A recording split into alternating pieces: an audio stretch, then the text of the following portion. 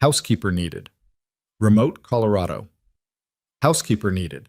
Remote, Colorado ranch. Room and board. Wire reply. She had two choices.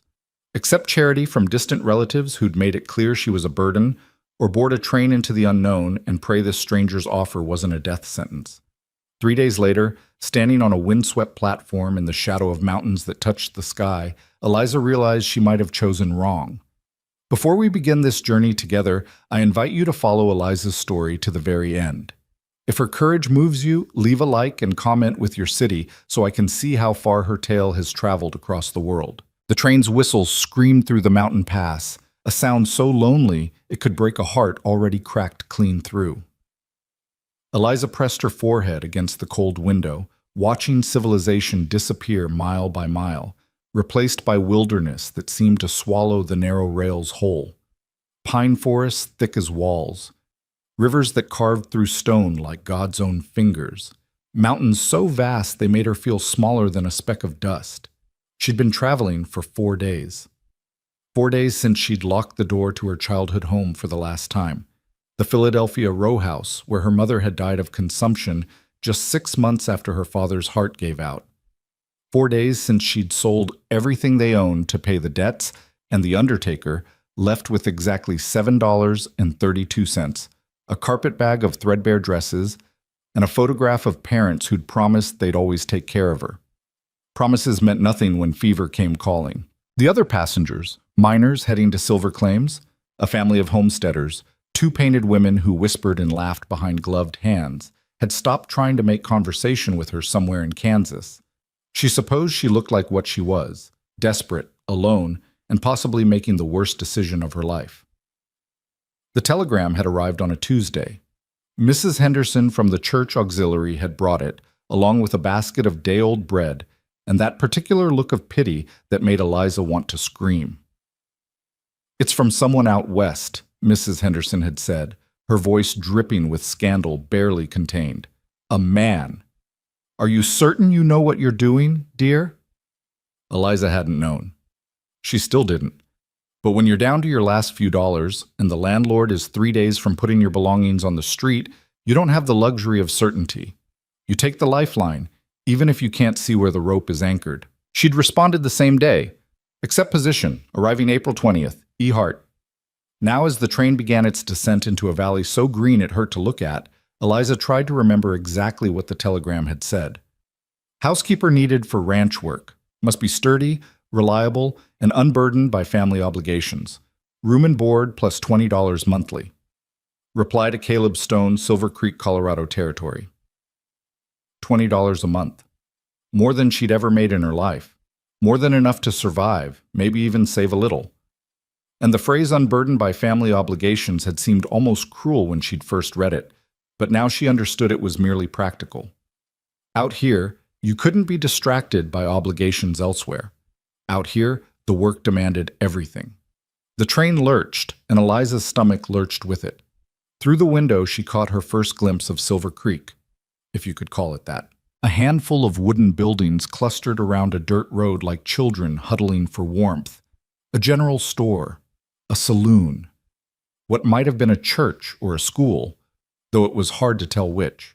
Beyond the town, the valley stretched endlessly, dotted with cattle that looked like dark stones scattered across green felt.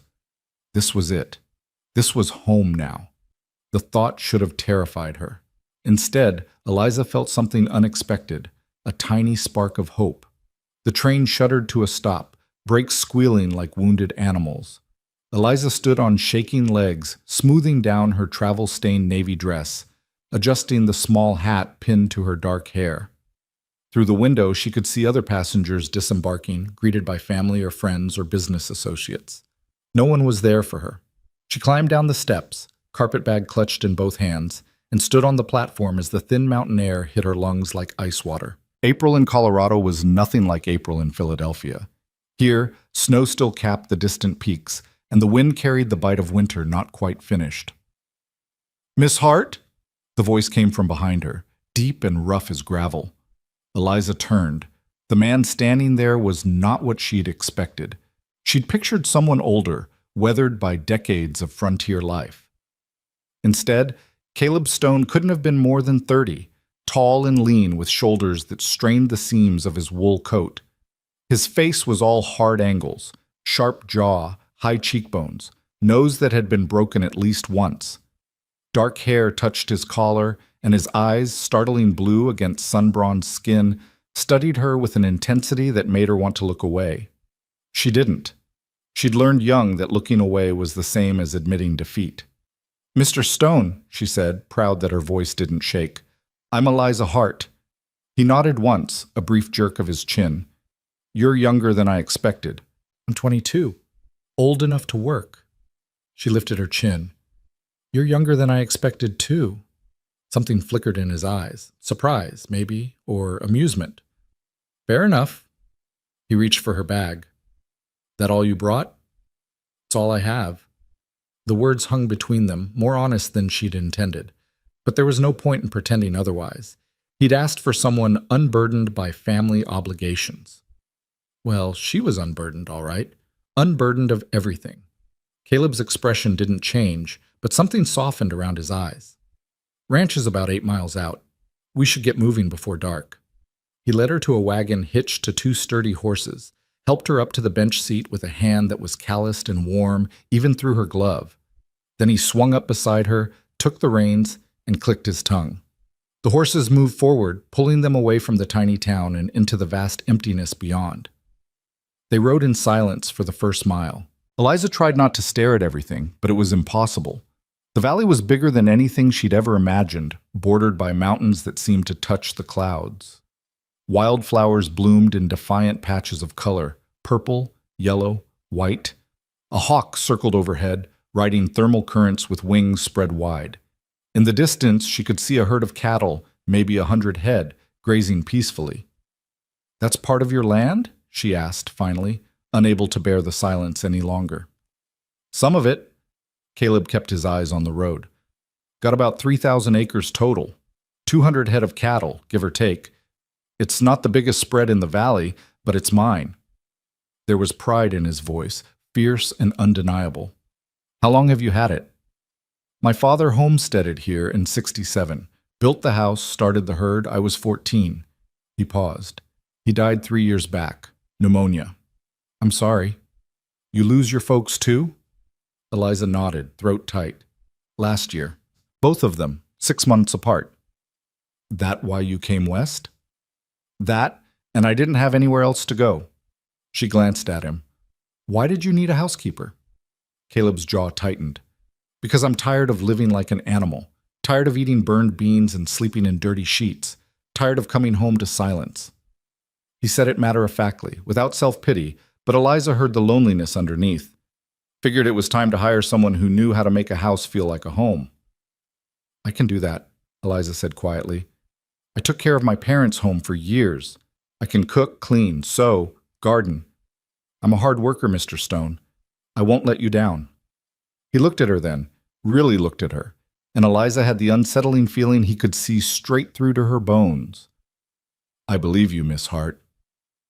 The wagon crested a rise, and suddenly Eliza could see it, the ranch. The house sat in a small valley, protected on 3 sides by gentle hills. It was larger than she'd expected, 2 stories of weathered wood with a wide porch wrapping around the front. A barn stood nearby, along with a smaller building that might have been a bunkhouse or storage shed. Corrals fanned out from the barn, currently empty. Beyond everything, a creek glittered in the late afternoon sun, lined with cottonwood trees just beginning to leaf out. It was beautiful, wild and raw and beautiful. "This is it," Caleb said, and she heard uncertainty in his voice for the first time. "I know it's not much. It's perfect," Eliza interrupted, and meant it. They pulled up to the house, and Caleb jumped down, then helped her from the wagon. His hands lingered on her waist for just a moment longer than necessary before he stepped back, clearing his throat. "I'll show you around." The porch steps creaked under their weight. The front door stuck until Caleb put his shoulder into it.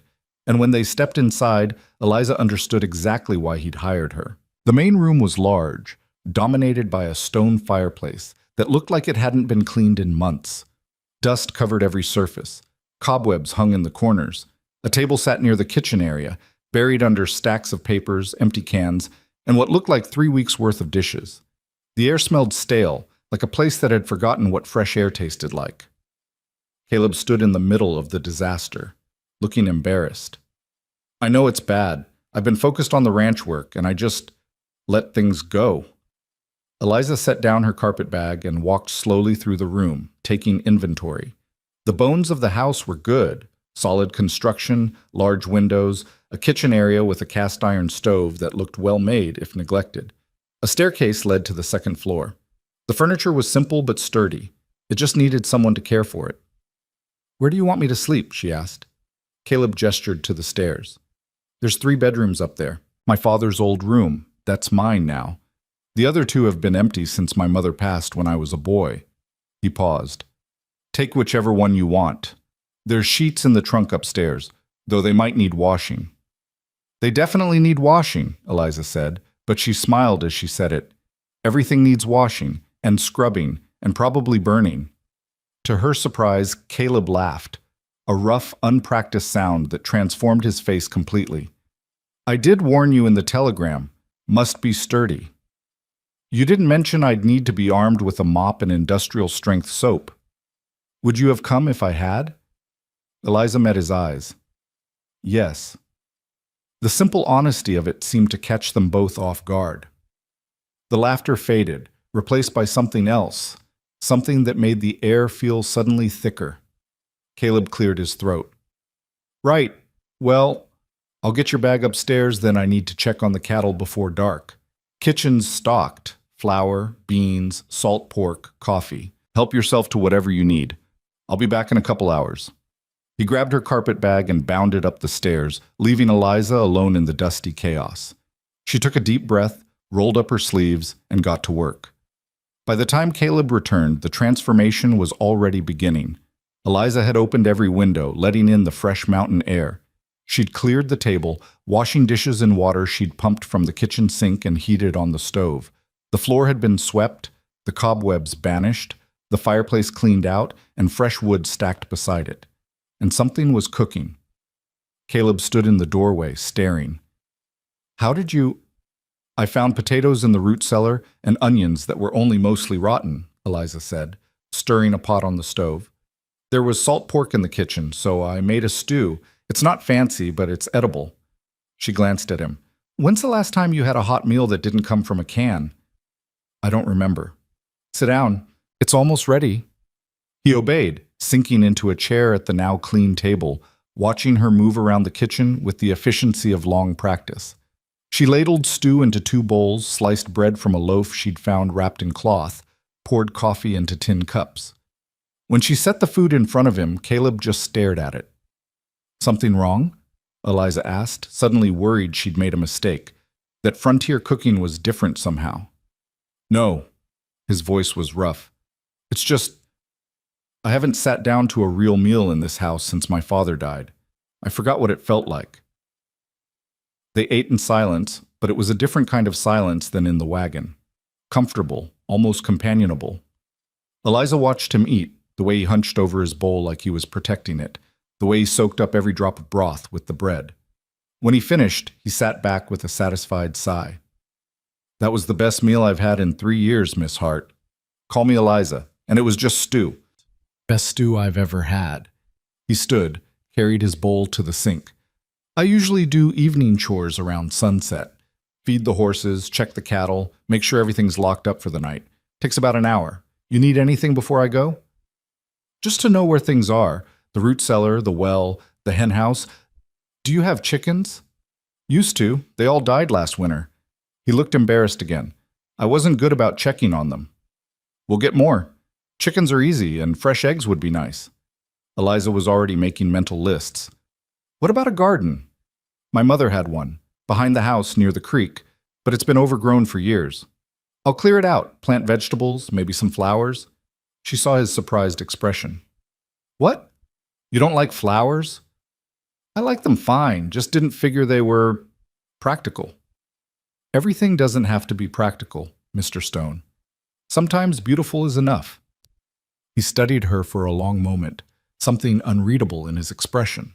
Then he nodded, grabbed his hat from a hook by the door, and headed out into the fading light. Eliza watched him go, then turned back to the kitchen. She washed the dishes, wiped down the table again, swept the floor one more time. When the main room was as clean as she could make it in one evening, she climbed the stairs to explore her new quarters. She chose the smaller of the two bedrooms, the one that faced east toward the mountains. It had a simple bed frame, a dresser with a cracked mirror, and a window that looked out over the creek and the valley beyond. She found sheets in the trunk Caleb had mentioned, musty and yellowed but intact, and made up the bed with brisk efficiency. Then she unpacked her carpet bag, hanging her 3 dresses in the small closet, arranging her few possessions on the dresser. A hairbrush, a bar of lavender soap, the photograph of her parents, which she propped against the mirror. She was staring at it, fighting back tears, when she heard Caleb come back inside. Eliza wiped her eyes quickly and headed downstairs. She found him standing by the fireplace, building up the fire as evening cold crept in through the windows. "All done?" she asked. "For tonight." He straightened, wiping his hands on his trousers. "Cattle are settled, horses are fed, gates secure." "Do you do that every night?" "Every night. Morning too, plus whatever else needs doing, mending fences, checking water sources, moving the herd to fresh grazing." He paused. "It's a lot of work for one person." "Do you have any hands? Ranch workers?" "Can't afford them. I make enough to keep the ranch going and put a little aside, but not enough to hire help." He looked at her.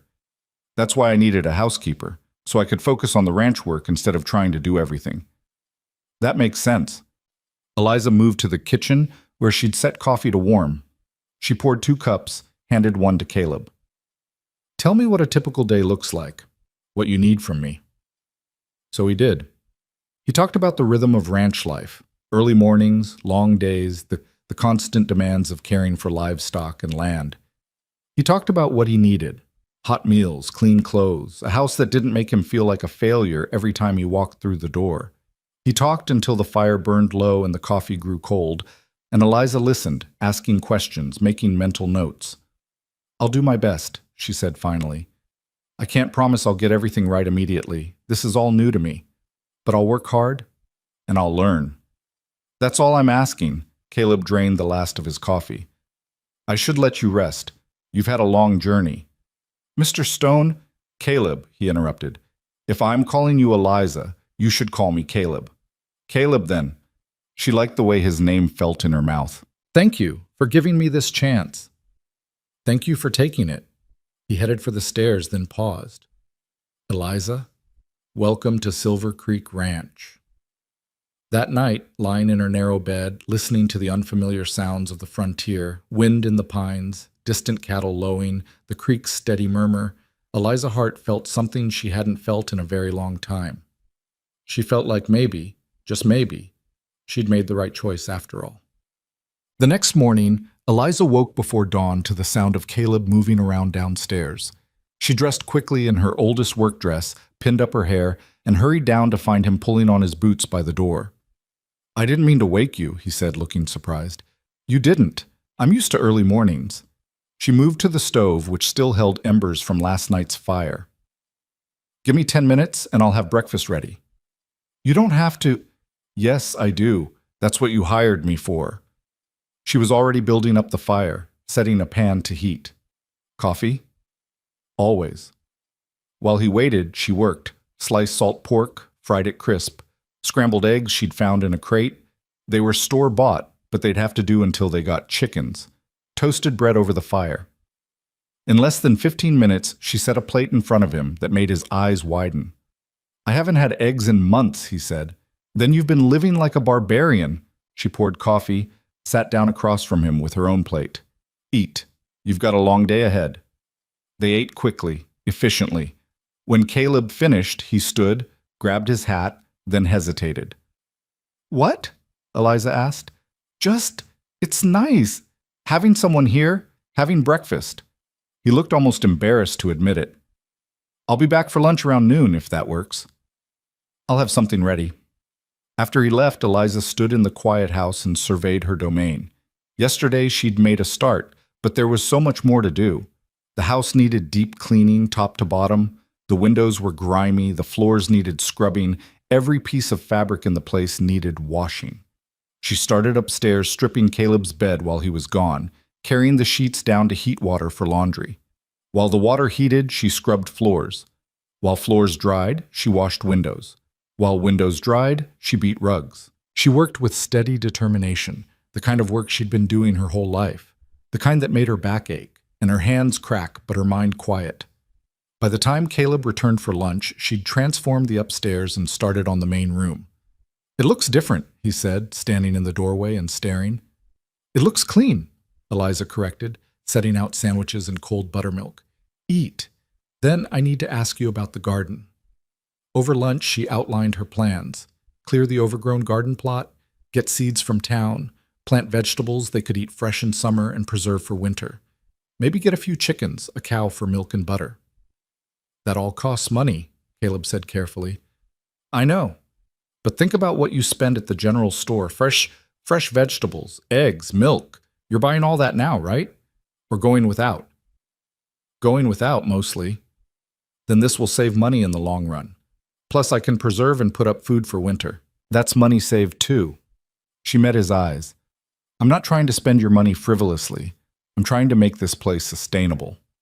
Caleb was quiet for a long moment. Then he nodded. "All right, make a list of what you need. I'll take you to town Saturday, and we'll get supplies." "Thank you." "Don't thank me. You're making sense." He stood, carried his plate to the sink. "I've got to ride out and check the fence line on the north pasture. Might be gone till supper."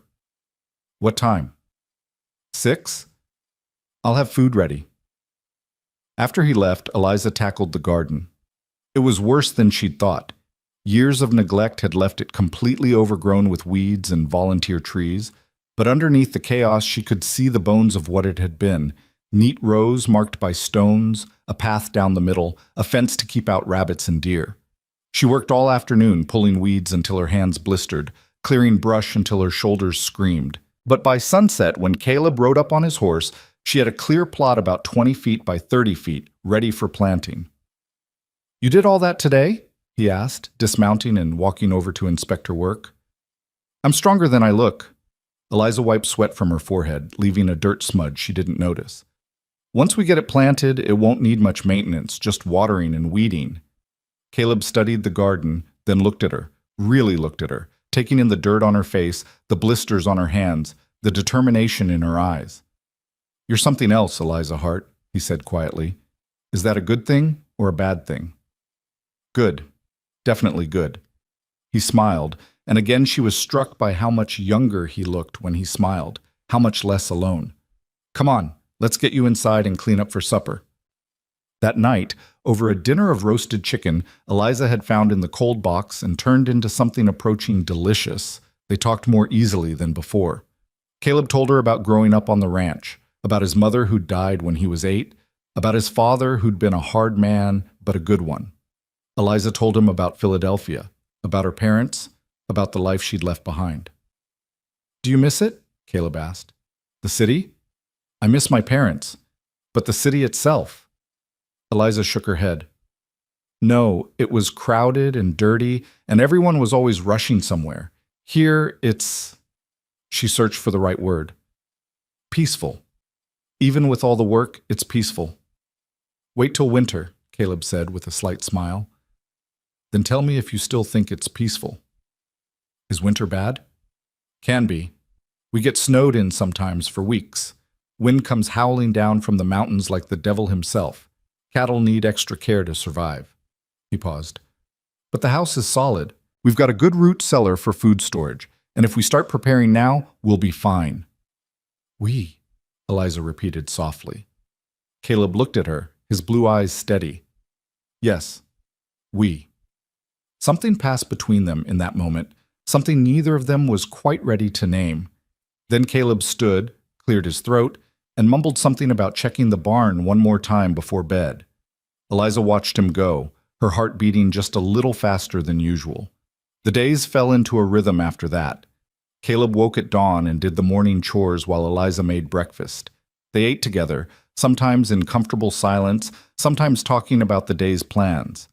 Then he'd head out to work the ranch while she tackled the house and garden. She threw herself into the work with fierce determination. Every room got scrubbed until it gleamed, every window sparkled.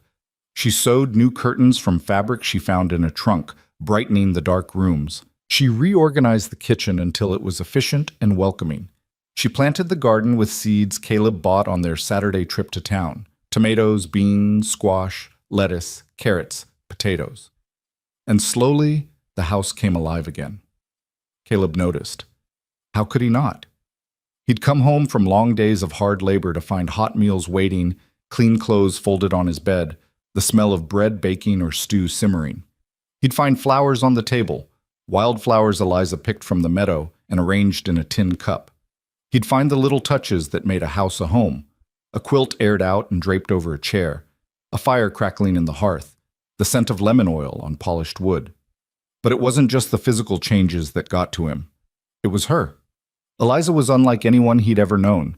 She worked harder than most men he'd met, never complaining, never asking for help unless she absolutely needed it. But she also brought something soft to the ranch, something he hadn't realized was missing. Her laughter when she made a mistake and burned the biscuits. Her singing while she worked, old songs that echoed through the house. Her questions about the ranch, about the cattle, about the land, asked with genuine interest. She made the silence bearable. More than that, she made it unnecessary. 3 weeks after she'd arrived, Caleb came home to find Eliza on the porch, sitting in the old rocking chair his mother had loved, snapping green beans into a bowl. The sunset painted the mountains gold and pink behind her, and she looked so perfectly at peace that it made something in his chest ache. "Good day?" she asked, looking up with a smile. "Long day." He sat down on the porch steps, suddenly exhausted. Found a break in the fence line. Had to spend 4 hours mending it. "Did you eat lunch?" He shook his head. "Caleb Stone, you're going to work yourself into an early grave." She set aside the beans and stood. "I'll warm up some stew." "You don't have to—" "Yes, I do. Because if you collapse from hunger, who's going to run this ranch?" She headed for the door, then paused. "Besides, I like taking care of you." The simple honesty of it stopped him cold. She disappeared inside before he could respond, leaving him sitting on the steps in the gathering dark, wondering when exactly his housekeeper had become so much more than that. He ate the reheated stew at the kitchen table while Eliza went back to her beans. But this time she'd brought the bowl inside, sitting across from him, her fingers working with practiced efficiency. "Can I ask you something?" Caleb said finally. "Of course." "Why did you really come here? I know you said you had nowhere else to go, but—" He struggled to find the words. "You could have found work in Philadelphia, could have stayed where things were familiar." Eliza was quiet for a long moment, her hands still. "I wanted a fresh start," she said finally. "In Philadelphia, I was the orphan girl, the charity case. Everyone knew my story, knew my loss. They looked at me with pity, and I hated it." She met his eyes. "Here, I'm just Eliza. I'm the housekeeper who makes good stew and plants gardens. I'm not defined by what I lost." "You're more than that," Caleb said quietly. "What do you mean?" "You're the woman who brought life back to this house, who made it feel like a home again." He set down his spoon. "My father used to say this place had a soul, that the ranch was alive in its own way. After he died, I felt like the soul died with him. But you—" he paused. "You brought it back." Eliza's eyes shimmered with tears. "That's the nicest thing anyone's ever said to me." They sat there in the lamplight, the night pressing close around the house, and felt the weight of words unspoken hanging between them. Finally, Caleb stood. "I should let you rest. Thank you for the meal." "Caleb?" She stood too. "Thank you for bringing me here, for giving me a chance when no one else would." He wanted to say so many things. That it wasn't charity, that she'd earned her place here 100 times over, that she'd changed his life in ways he was just beginning to understand, that somewhere between breakfast conversations and evening porch talks, he'd started to feel things he had no business feeling for his housekeeper. Instead, he just nodded and headed upstairs, leaving her standing in the kitchen, neither of them quite brave enough yet to name what was growing between them.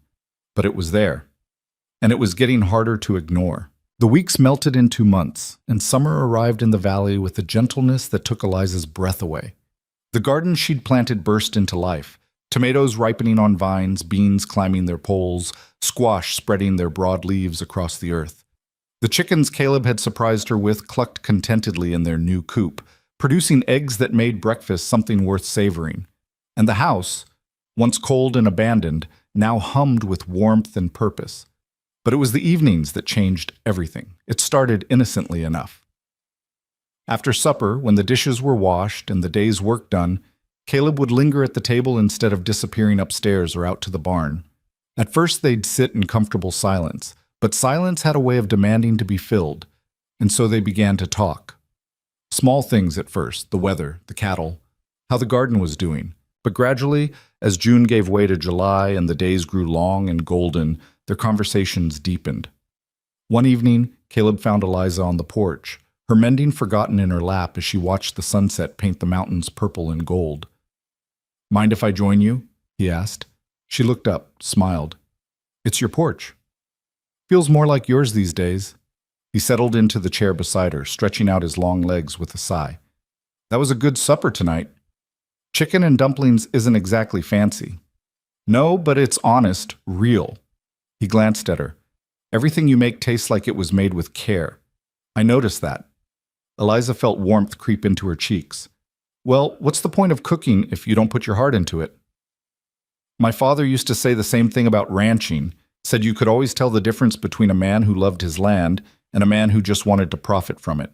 Caleb's voice went soft with memory. He loved this place. Every acre, every blade of grass. Sometimes I think he loved it more than he loved anything else. "Even you?" The question slipped out before Eliza could stop it. Too personal, too presumptuous. But Caleb didn't seem offended. "I don't know," he said honestly. "He was a hard man. Didn't believe in showing affection, didn't believe in softness. My mother was the gentle one, but she died when I was young, so—" He shrugged. "I grew up learning that feelings were a luxury we couldn't afford, that the only thing that mattered was keeping the ranch going. That's a lonely way to live." "It is." He turned to look at her, really look at her, and Eliza felt the weight of his gaze like a physical touch. "It was, anyway. Before you came." Her heart stuttered. "Caleb, I know I hired you as a housekeeper," he interrupted, his voice rough. "I know that's what this is supposed to be, but I'd be lying if I said that's all it feels like anymore."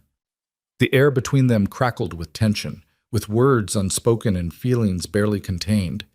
Eliza gripped her mending tighter, her knuckles white. "What does it feel like?" she whispered. Caleb stood abruptly, paced to the edge of the porch, his back to her. "Like I'm 16 years old again and tongue-tied around a girl I can't stop thinking about. Like every morning I wake up looking forward to breakfast because I get to see you. Like this house isn't just a house anymore. It's a home. And you're the reason why." He turned, and the vulnerability in his eyes nearly undid her. "And I know I shouldn't feel this way. I know you came here for work, not for this. But I can't help it, Eliza. I tried, but I can't." She should have been shocked. She should have reminded him of propriety, of the careful boundaries that existed between employer and employee. She should have protected herself, protected her heart that had already been broken too many times. Instead, she stood, set aside her mending, and crossed the porch to stand in front of him. "You're not the only one who's been feeling things you shouldn't," she said quietly. Hope flared in his eyes, dangerous and bright. "Eliza, I came here because I had nowhere else to go," she continued, needing to say it all before she lost her courage. "But I stayed because of you, because of the way you say good morning, like you really mean it, because you notice when I put flowers on the table, because you treat me like I matter, not just as someone who works for you, but as a person worth knowing." Her voice shook. "I've never felt that before. Not even with my parents, who loved me but never really saw me. You see me, Caleb, and I see you too." He reached for her hand, his calloused fingers wrapping around hers with a gentleness that belied his strength. "What are we doing here?" "I don't know," Eliza admitted, "but I don't want to stop." They stood there as the last light faded from the sky, hands clasped, hearts pounding, on the edge of something that terrified them both. Then Caleb lifted her hand to his lips, pressed a kiss to her knuckles, and stepped back. "It's late," he said, his voice strained. "We should get some rest." Eliza nodded, not trusting herself to speak. She watched him go inside, heard his footsteps on the stairs, and stood alone on the porch trying to calm her racing heart. Everything had changed, and there was no going back. The next morning brought an awkwardness neither of them knew how to navigate. Caleb came down for breakfast looking like he hadn't slept. Eliza had dark circles under her eyes from lying awake most of the night, replaying every word, every look, every touch. They moved around each other carefully, like dancers learning a new routine. "Coffee?" Eliza asked, her voice too bright. "Please." She poured, her hands shaking slightly. "I made eggs and biscuits." "Sounds good." They sat. They ate. They said nothing of consequence. And the silence that had once been comfortable now felt heavy with everything they weren't saying. Finally, Caleb pushed back from the table. "I need to ride out to the south pasture today. Check on the spring there. I think it might be running low." "What time will you be back?" "Late. Might be past supper." "I'll keep a plate warm." He nodded, grabbed his hat, then paused at the door. "Eliza? About last night. We don't have to talk about it," she said quickly. "But we should. We need to figure out, not right now." She met his eyes. "Go do your work. We'll talk when you're ready. Really ready." Relief and gratitude washed over his face. "Thank you." After he left, Eliza threw herself into work with almost frantic energy. She scrubbed floors that didn't need scrubbing. She reorganized cupboards that were already organized. She baked bread and churned butter and weeded the garden until her back screamed in protest. Anything to keep from thinking about the way his lips had felt against her hand, the way his eyes had burned with something that looked like hunger and hope and fear all tangled together. She was in the garden, fighting with a particularly stubborn weed, when she heard a horse approaching. But it wasn't Caleb's familiar sorrel mare. This horse was a flashy paint, and the man riding it was someone she'd never seen before. He was older than Caleb, maybe 40, with silver threading through dark hair and a smile that didn't reach his eyes. He sat his horse with the confidence of someone used to being obeyed, and when he dismounted, his expensive boots hit the dirt with authority. "Afternoon," he called out. "You must be the new housekeeper I've been hearing about?" Eliza straightened, wiping dirt from her hands. "I am. Can I help you with something?" "Name's Marcus Webb. I own the ranch that borders Caleb's land to the west." He walked closer, his gaze sweeping over her in a way that made her skin crawl. Quite a bit larger than this little operation, I might add. "Mr. Stone isn't here right now. He's checking the south pasture." "I know where he is. I saw him ride out." Webb smiled, and it reminded Eliza of a snake. "Actually, I came to talk to you." "To me? Why?" "Because I wanted to see for myself if the rumors were true. They say Caleb hired himself a pretty little thing from back east. They say she's turned his head, made him soft." He took another step closer. "They say she might be the leverage I need." Eliza's heart began to pound. "I don't know what you're talking about." "Don't you? Let me spell it out for you, sweetheart." Webb's voice went cold. "Caleb's ranch sits on some of the best grazing land in the valley. There's also a creek running through his property that would give me year-round water access. I've been trying to buy him out for 2 years, but he's stubborn, sentimental about this little patch of dirt his daddy left him. It's his home. Of course he won't sell. Everyone has a price. I just haven't found his yet." Webb's eyes narrowed. "But maybe I've been going about this the wrong way. Maybe instead of pressuring him directly, I should make life here uncomfortable, make him want to leave."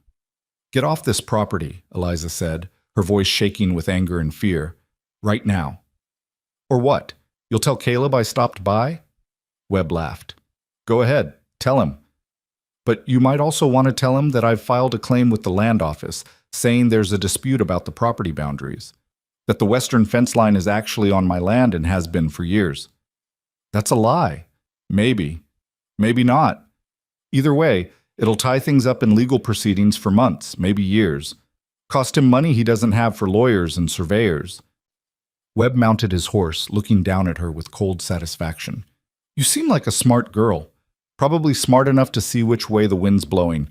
When Caleb loses this place, and he will lose it, you might want to remember that I'm always looking for good help.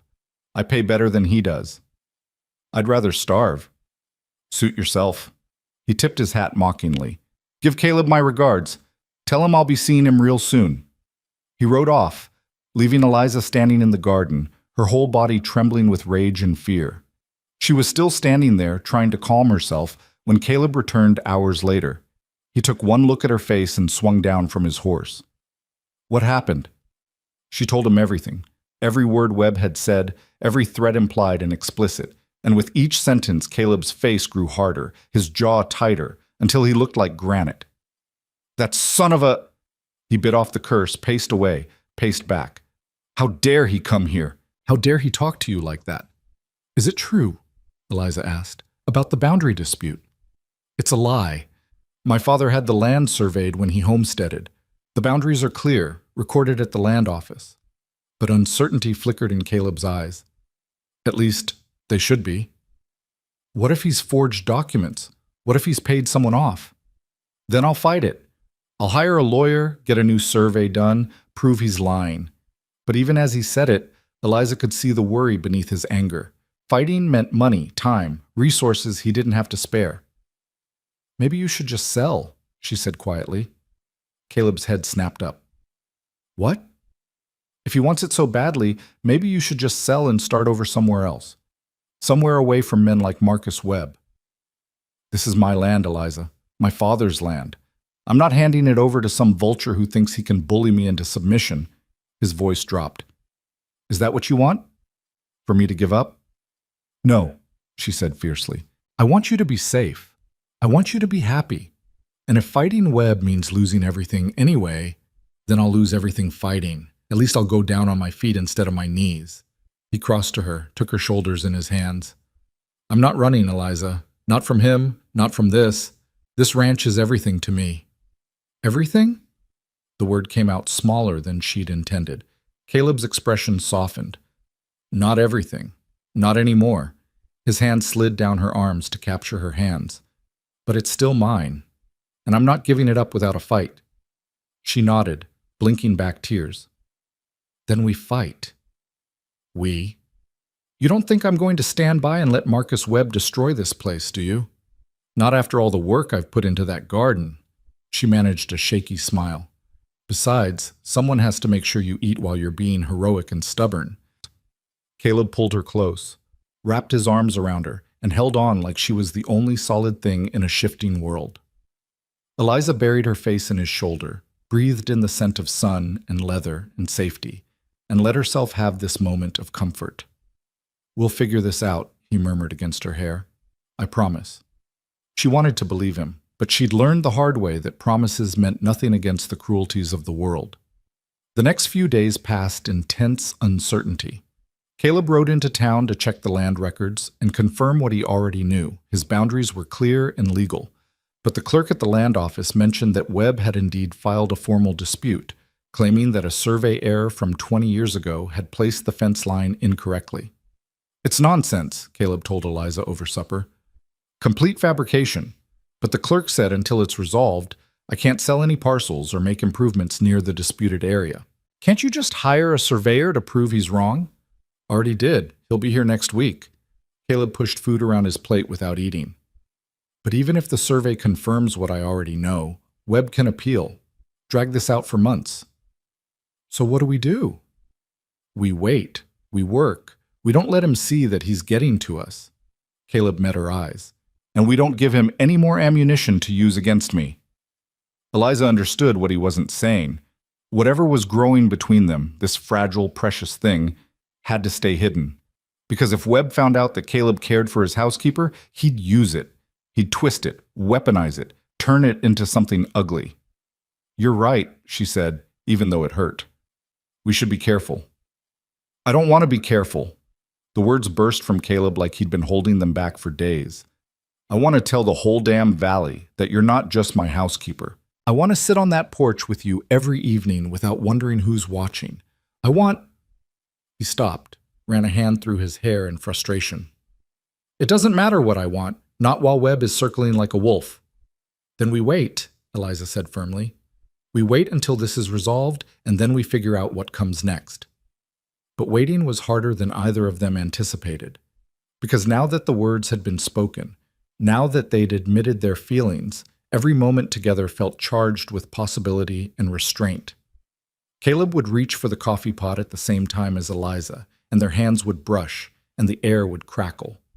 She'd lean over his shoulder to set down his plate, and he'd catch the scent of lavender soap, and his breath would catch. They'd pass in the hallway, their bodies almost touching, and the desire to close that last inch of distance was nearly overwhelming. It was torture, sweet, aching torture. The surveyor arrived the following week, a precise man with steel-rimmed spectacles and an air of complete impartiality. He spent 3 days measuring and calculating, checking old markers against new readings, while Caleb shadowed him anxiously and Eliza watched from the porch. On the third evening, the surveyor delivered his verdict. The original survey was accurate, he said, spreading his maps across the kitchen table. The western boundary is exactly where Caleb's father placed it. There's no dispute, no error. Webb's claim is completely without merit. Relief washed over Caleb's face. You're sure? Absolutely certain. I'll file my report with the land office tomorrow. Once it's on record, Webb's dispute will be dismissed.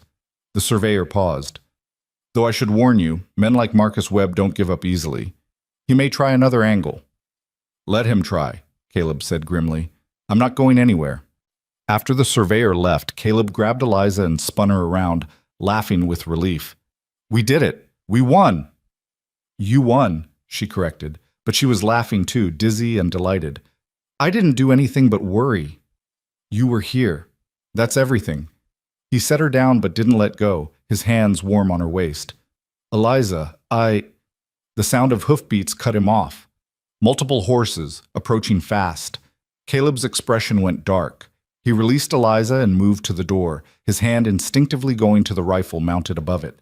Stay inside, he ordered. Caleb, please. She nodded, her heart hammering, and watched through the window as Caleb stepped onto the porch. Marcus Webb rode up with 4 men flanking him. They were rough-looking, the kind of men you hired when you wanted trouble handled without questions. Webb sat his horse with the same arrogant confidence, but there was something harder in his eyes now, something mean. Heard you got yourself a surveyor, Webb called out. Waste of money, Caleb. We both know how this ends. We do, Caleb agreed, with you admitting you lied and leaving my land alone. That's not quite what I had in mind. Webb gestured, and his men dismounted. See, I've been thinking, maybe the legal route takes too long. Maybe it's time for a more direct approach. If you're threatening me, I'm not threatening. I'm offering you one last chance to sell. Fair price, clean sale, everyone walks away happy. Webb's smile was cold. Or you can refuse and things get complicated. Accidents happen on ranches, Caleb. Fences break. Cattle wander off. Houses catch fire. Eliza's blood ran cold. Through the window, she saw Caleb's hand tighten on the rifle. Get off my property, he said, his voice deadly quiet. Right now. Make me. Webb's men spread out, their intentions clear. You're one man, Caleb. I've got 5. You really want to do this the hard way? For a terrible moment, Eliza thought Caleb was going to raise the rifle, thought this was going to end in violence and blood. But then a new voice cut through the tension. Actually, he's got 6. Everyone turned. Riding up from the south pasture was Tom Hendricks, an older rancher whose land bordered Caleb's on the east. Behind him rode his 2 sons, both carrying rifles across their saddles. Tom, Caleb said, surprise and relief mingling in his voice, saw Webb and his boys riding this way, figured you might need some backup. Tom fixed Webb with a hard stare. Seems I was right. This doesn't concern you, Hendricks, Webb snarled. Concerns me plenty when you're threatening my neighbor. Concerns me when you're trying to steal land through lies and intimidation. Tom's hand rested casually on his rifle. Now, my boys and I are peaceable folk, but we don't take kindly to bullies. So here's what's going to happen. You're going to get back on that fancy horse of yours, and you're going to ride away. And if you ever threaten Caleb or anyone on this ranch again, you'll have more trouble than you bargained for. Webb's face mottled with rage, but he wasn't stupid. 6 against 5 weren't odds he wanted to test. This isn't over, he spat. Yes, it is, Caleb said firmly. The survey proves my boundaries are legal. Your dispute will be dismissed, and now I've got witnesses to your threats. Try anything else, and I'll have the sheriff out here so fast your head will spin. For a long moment, Webb just stared at him with pure hatred. Then he jerked his horse's reins and wheeled away, his men following. They thundered off into the gathering dark, leaving nothing but dust and echoes of threat. Tom dismounted, his sons following suit. You all right, son? Thanks to you. Caleb shook the older man's hand. I owe you. You don't owe me nothing. That's what neighbors do. They watch each other's backs. Tom glanced toward the house, where Eliza had appeared on the porch. That's your new housekeeper? Yes, sir. Eliza Hart, this is Tom Hendricks and his sons, James and Robert. Eliza came down the steps, her legs shaky but her voice steady. Thank you for helping. I don't know what would have happened if you hadn't come. Nothing good, Tom said bluntly. Webb's been a thorn in this valley's side for years, buying up land and pushing out anyone who won't sell. But he's never been this aggressive before. He turned to Caleb. You must have something he really wants. The creek. Year-round water access. That'd do it. Tom scratched his chin thoughtfully. You watch yourself, Caleb. Men like Webb don't give up just because they got told no. They find other ways. I know. I'll be careful. After Tom and his sons left, Caleb and Eliza stood together in the dark, adrenaline slowly fading, leaving them shaky and exhausted. That was terrifying, Eliza whispered. I'm sorry. I never meant for you to be dragged into this. I'm not sorry. She turned to face him. I meant what I said before. We're in this together. Caleb pulled her close, and this time she didn't hesitate. She wrapped her arms around him and held on tight, feeling his heart thunder against her cheek, his warmth chasing away the cold fear that had settled in her bones. I can't lose this place, he murmured, but I can't lose you either, and I'm terrified Webb is going to force me to choose. Then we make sure he can't. Eliza pulled back just enough to meet his eyes. We're smarter than him, Caleb. We're stronger. And we have something he doesn't. What's that? Each other. He cupped her face in his hands, his thumbs brushing across her cheekbones. Eliza Hart, you're the bravest person I've ever met. I'm scared to death. So am I, but I'm not scared of Webb. His voice dropped. I'm scared of what I feel for you. Scared of how much I need you. Scared that if I tell you what's really in my heart, you'll run back to Philadelphia and never look back. I'm not running anywhere, she said fiercely. Don't you understand, Caleb? This is my home now. You're my home. And then he kissed her. It was gentle at first, tentative, like he was afraid she might break. But Eliza had never felt less fragile in her life. She rose on her toes, wound her arms around his neck, and kissed him back with all the emotion she'd been holding inside for months. All the loneliness and hope and desperate, aching need for someone to see her, really see her, and choose her anyway. When they finally broke apart, both breathing hard, Caleb rested his forehead against hers. I don't want you to be my housekeeper anymore, he said roughly. Eliza's heart plummeted. What? I want you to be my wife. I want to wake up next to you every morning for the rest of my life. I want to build a future here together and fill this house with children and laughter and love. He pulled back, his eyes searching hers. I know it's fast. I know we've only known each other a few months, but out here, you learn to recognize what matters. And you matter, Eliza. You're everything that matters. Tears streamed down her face. Are you asking me to marry you? Yes. I'm asking. I'm begging. Yes, she interrupted. Yes, yes, yes. He kissed her again, lifting her off her feet, spinning her around under the stars while she laughed and cried and held on for dear life. When he finally set her down, they were both grinning like fools. We'll go to town tomorrow, Caleb said. Talk to the minister, make it official. Tomorrow? Isn't that too fast? You just said yes. I know, but Eliza. He took her hands. I've spent 3 years alone in this house, waiting for my life to start. I'm done waiting. If you're willing, I want to marry you tomorrow and spend the rest of my life making you happy. She looked at him, really looked at him, and saw everything she'd ever wanted. A man who valued her strength, a home that needed her touch, a future that stretched out bright and full of possibility. "All right," she whispered. "Tomorrow." They stayed on the porch until midnight, talking and planning and dreaming. And when Eliza finally climbed the stairs to her room, she knew it would be the last night she'd sleep there alone. Tomorrow, everything would change. Tomorrow, she'd become Caleb Stone's wife. And nothing, not Marcus Webb, not fear, not the uncertainty of frontier life, could dim the joy blazing in her heart. Morning came too slowly and too quickly all at once.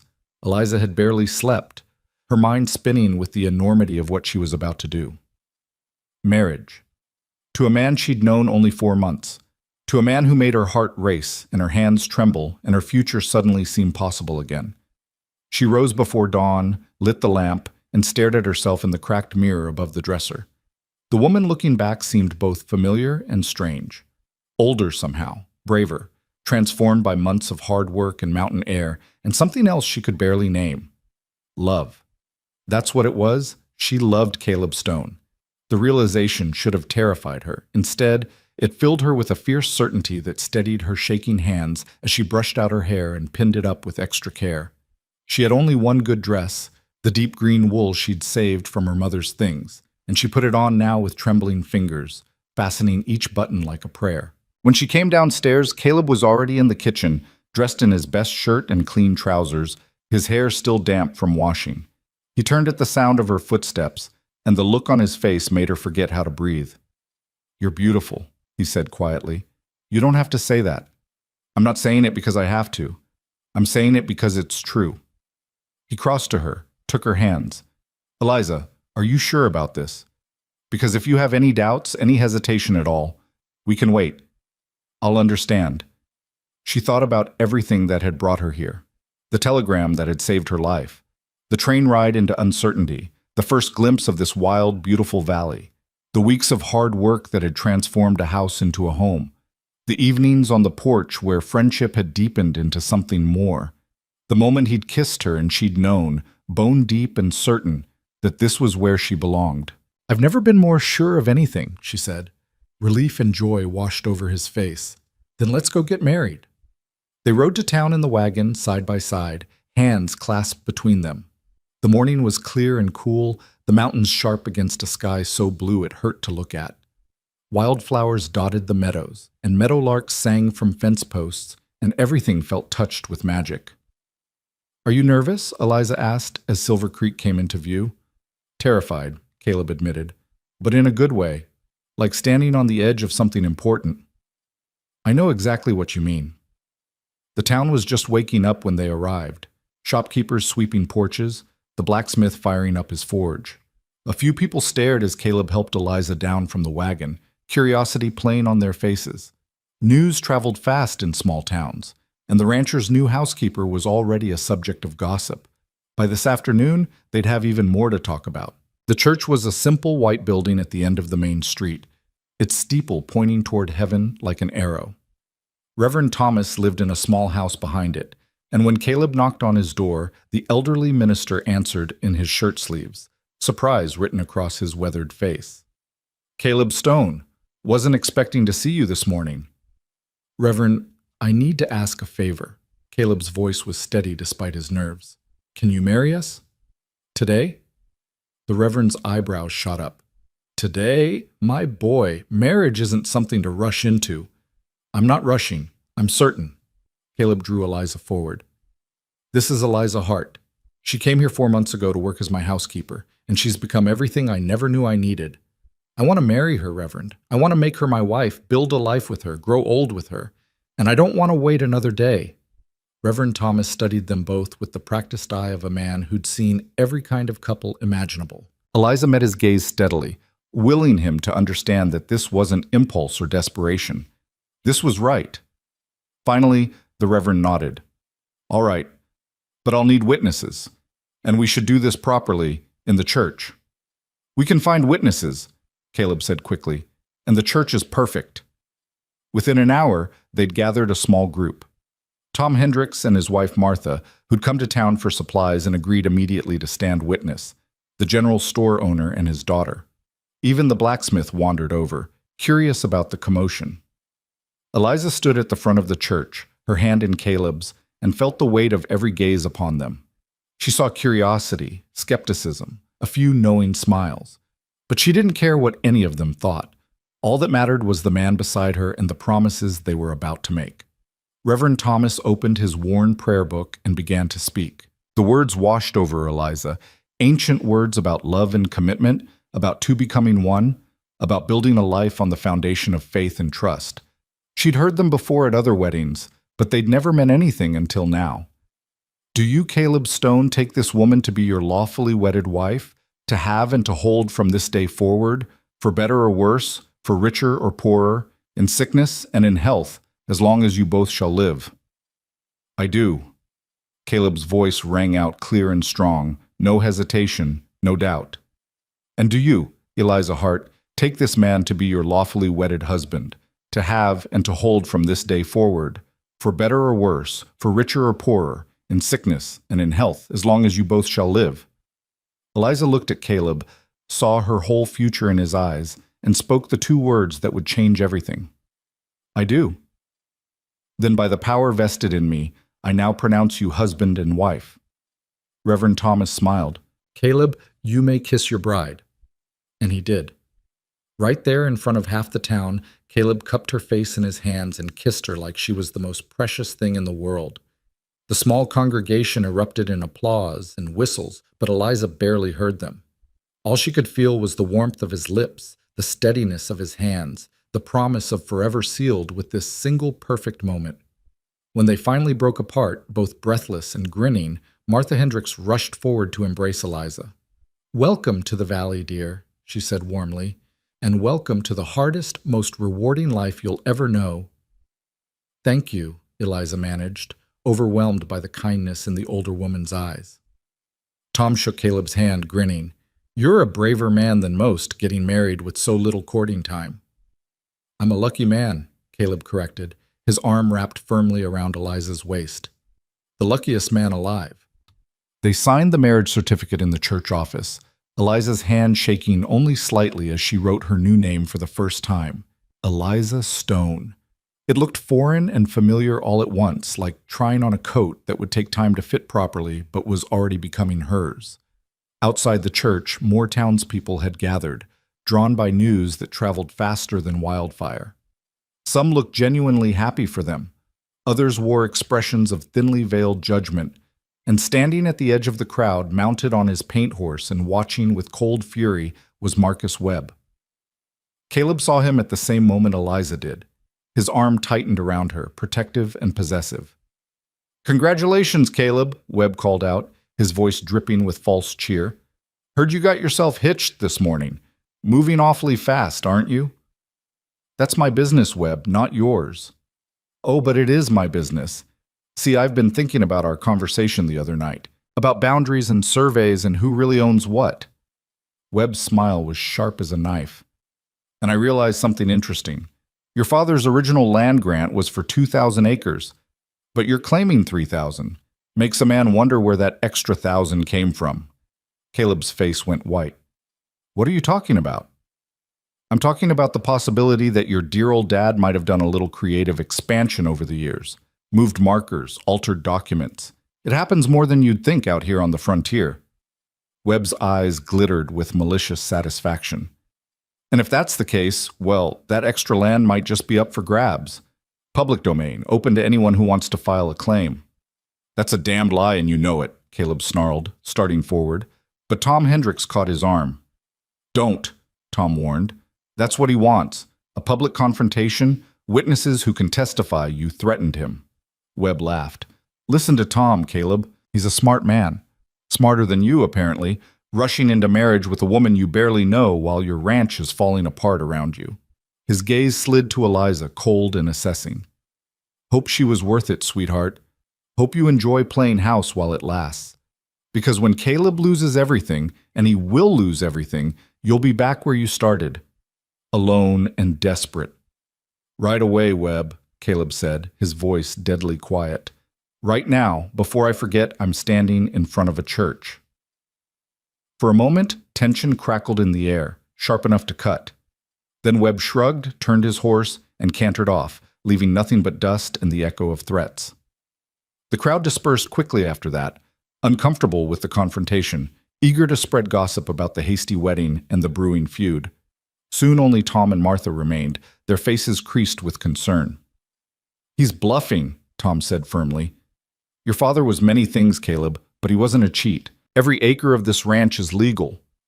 "But what if Webb manufactures evidence? What if he's already bribed someone at the land office?" Caleb ran a hand through his hair, frustration and worry warring in his expression. "I can't afford another fight. I barely survived the last one." "Then we'll help you," Martha said simply. "Tom and I have been in this valley longer than almost anyone. We know the history, we know the truth, and we'll testify to it if necessary." "Thank you," Eliza said quietly, stepping forward. "That means more than you know." Martha squeezed her hand. "You're family now, dear, and family takes care of each other." The ride back to the ranch was subdued, the joy of the morning tainted by Webb's threats. Eliza sat close to Caleb, her hand on his arm, feeling the tension radiating through his body like heat from a forge. "We'll figure this out," she said finally. "Whatever he throws at us, we'll handle it together." "I shouldn't have married you," Caleb said abruptly, and Eliza's heart stopped. "Not like this, not with everything so uncertain. I should have waited until the ranch was secure, until I could offer you something stable." "Stop!" She grabbed his arm, forcing him to look at her. "Don't you dare regret marrying me, Caleb Stone. Don't you dare." "I don't regret it," he said quickly. "I could never regret you. I wanted to give you a better start than this. A wedding day that wasn't shadowed by threats. A future that wasn't clouded with doubt." "The future is always uncertain," Eliza said firmly. "That's just life. But we face it together now, as husband and wife, as partners." She cupped his face, made him meet her eyes. "I didn't marry you for stability or security. I married you because I love you, because you make me braver than I knew I could be, because when I'm with you, I'm home." His expression crumbled, all the fear and worry and desperate love breaking through. "I love you too," he whispered, "more than I thought I could love anyone. And I swear to you, Eliza, I will protect this ranch and our future with everything I have." "I know you will, but you don't have to do it alone anymore." They held each other on the wagon seat, heedless of propriety or appearances, drawing strength from the simple fact of togetherness.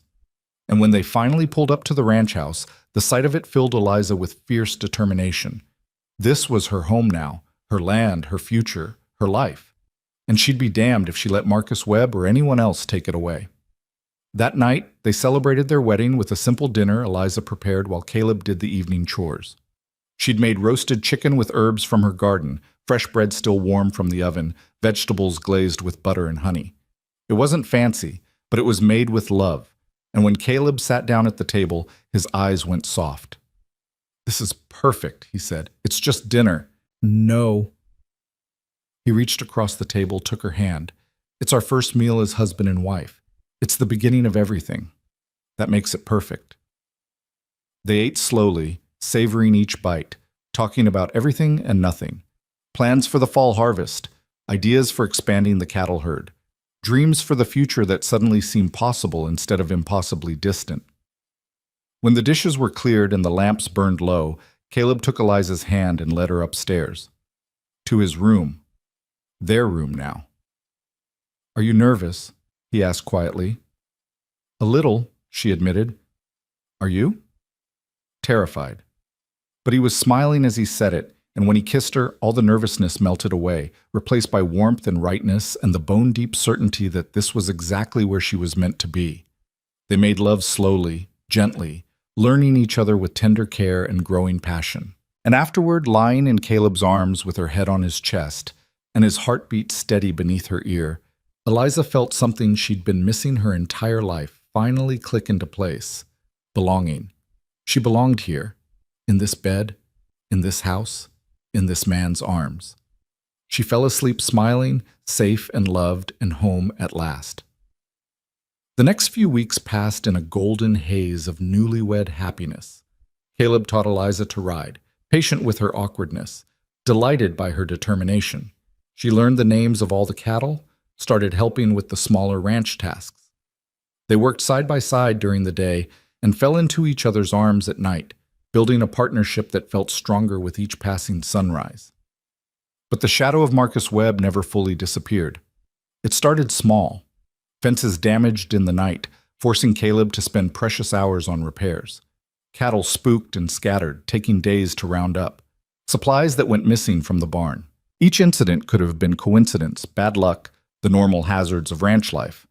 But they happened too frequently, too conveniently, to be anything but deliberate. "It's Webb," Caleb said grimly after the third fence break in as many weeks. "He's trying to wear me down, make me too tired to fight." "Then we hire help," Eliza said. "Someone to watch the property at night, help with repairs during the day." "We can't afford it." "We can't afford not to." She'd been keeping the household accounts, knew exactly how tight money was. But she also knew that Caleb couldn't keep working 18-hour days without breaking. "What about the Hendricks boys? They're good workers, and Tom said they're looking for extra income." Caleb hesitated, pride warring with practicality. Finally, he nodded. "All right, I'll talk to Tom tomorrow." But tomorrow brought a problem they hadn't anticipated. Eliza was in the garden, harvesting the last of the summer vegetables, when she heard riders approaching. Not one or two, but many. The thunder of hooves that meant trouble.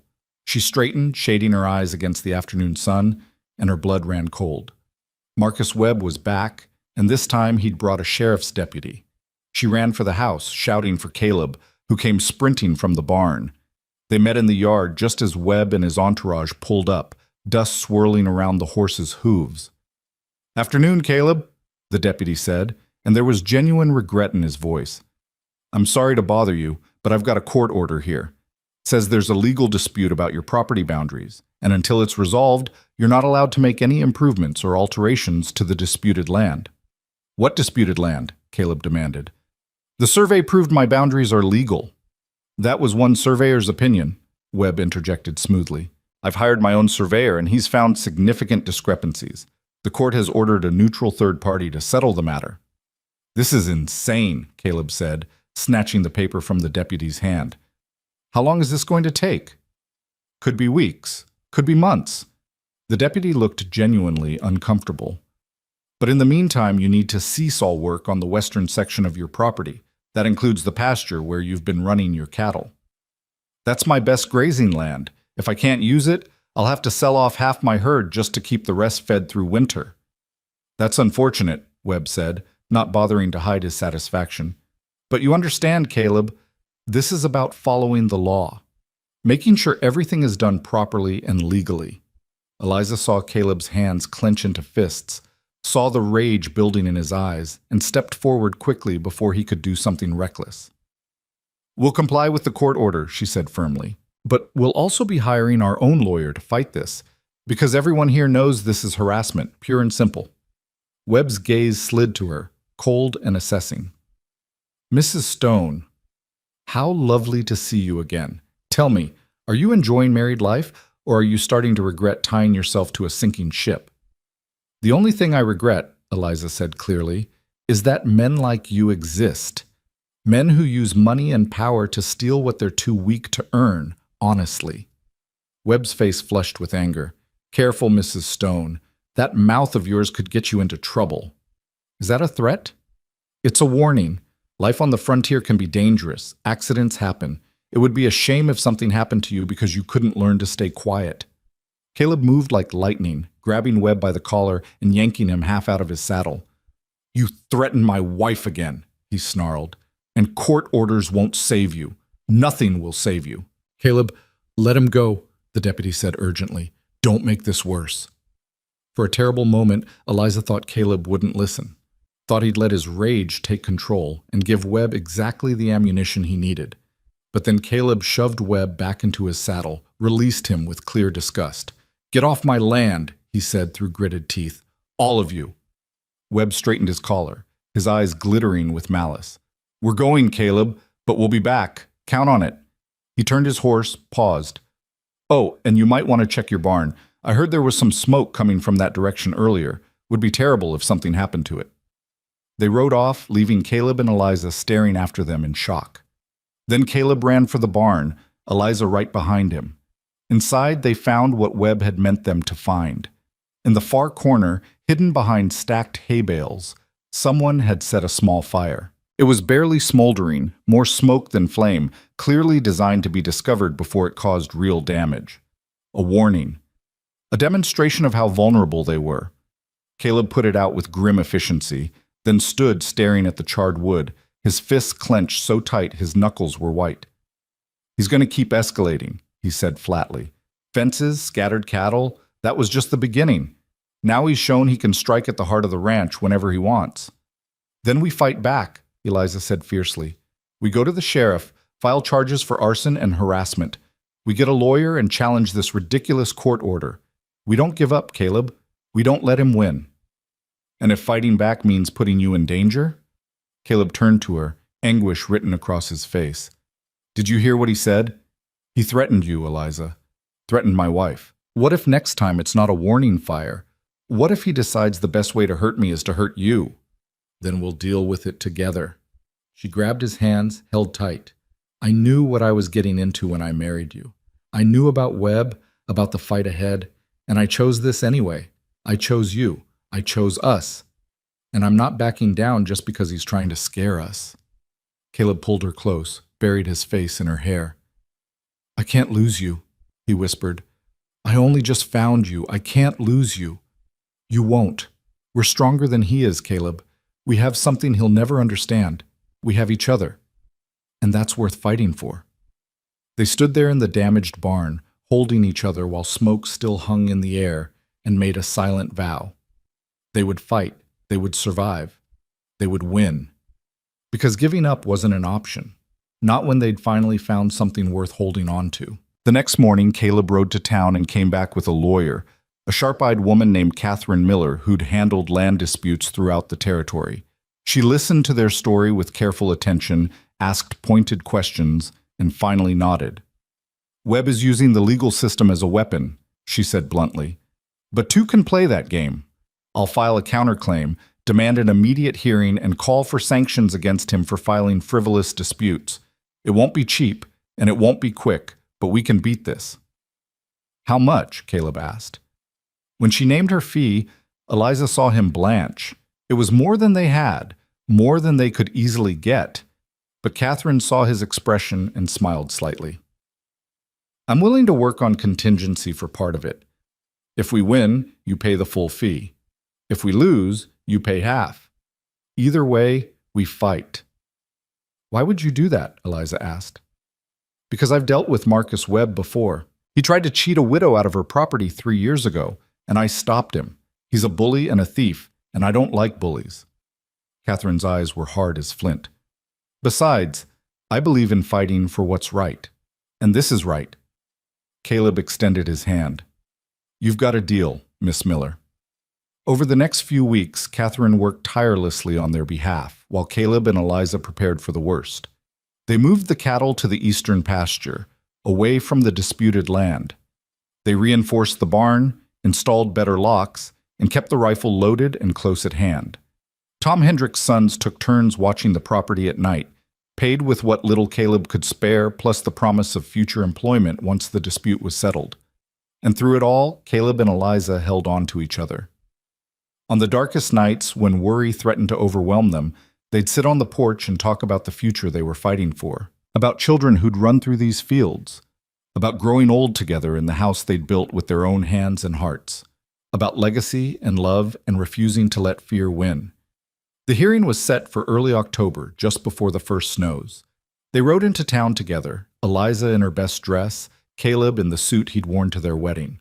Catherine met them at the courthouse, her expression confident but cautious. "Webb's lawyer is good," she warned. "He'll try to confuse the issue, make it seem like there's legitimate doubt about the boundaries. But we have the original survey, the court records, and testimony from longtime residents. If the judge is fair, we'll win." "And if he's not fair," Eliza asked, "then we appeal. And keep appealing until we find someone who is." The courtroom was packed. It seemed like half the valley had turned out to watch the showdown between Caleb Stone and Marcus Webb. Tom and Martha Hendricks sat in the front row, along with the Reverend and several other townspeople who'd known Caleb's father. Webb sat on the opposite side, flanked by his expensive lawyer and looking supremely confident. The judge, a silver-haired man named Harrison, who'd been on the bench for 20 years, called the proceedings to order. For the next 3 hours, lawyers argued and witnesses testified. Catherine presented the original survey, land office records, and statements from neighbors who confirmed the boundaries had been stable and unchallenged for decades. Webb's lawyer countered with his own surveyor, who claimed to have found discrepancies in the original measurements. Back and forth it went, claim and counterclaim, until Eliza's head spun with legal terminology and surveying jargon. But through it all, Catherine remained calm and focused, methodically dismantling each of Webb's arguments with facts and logic.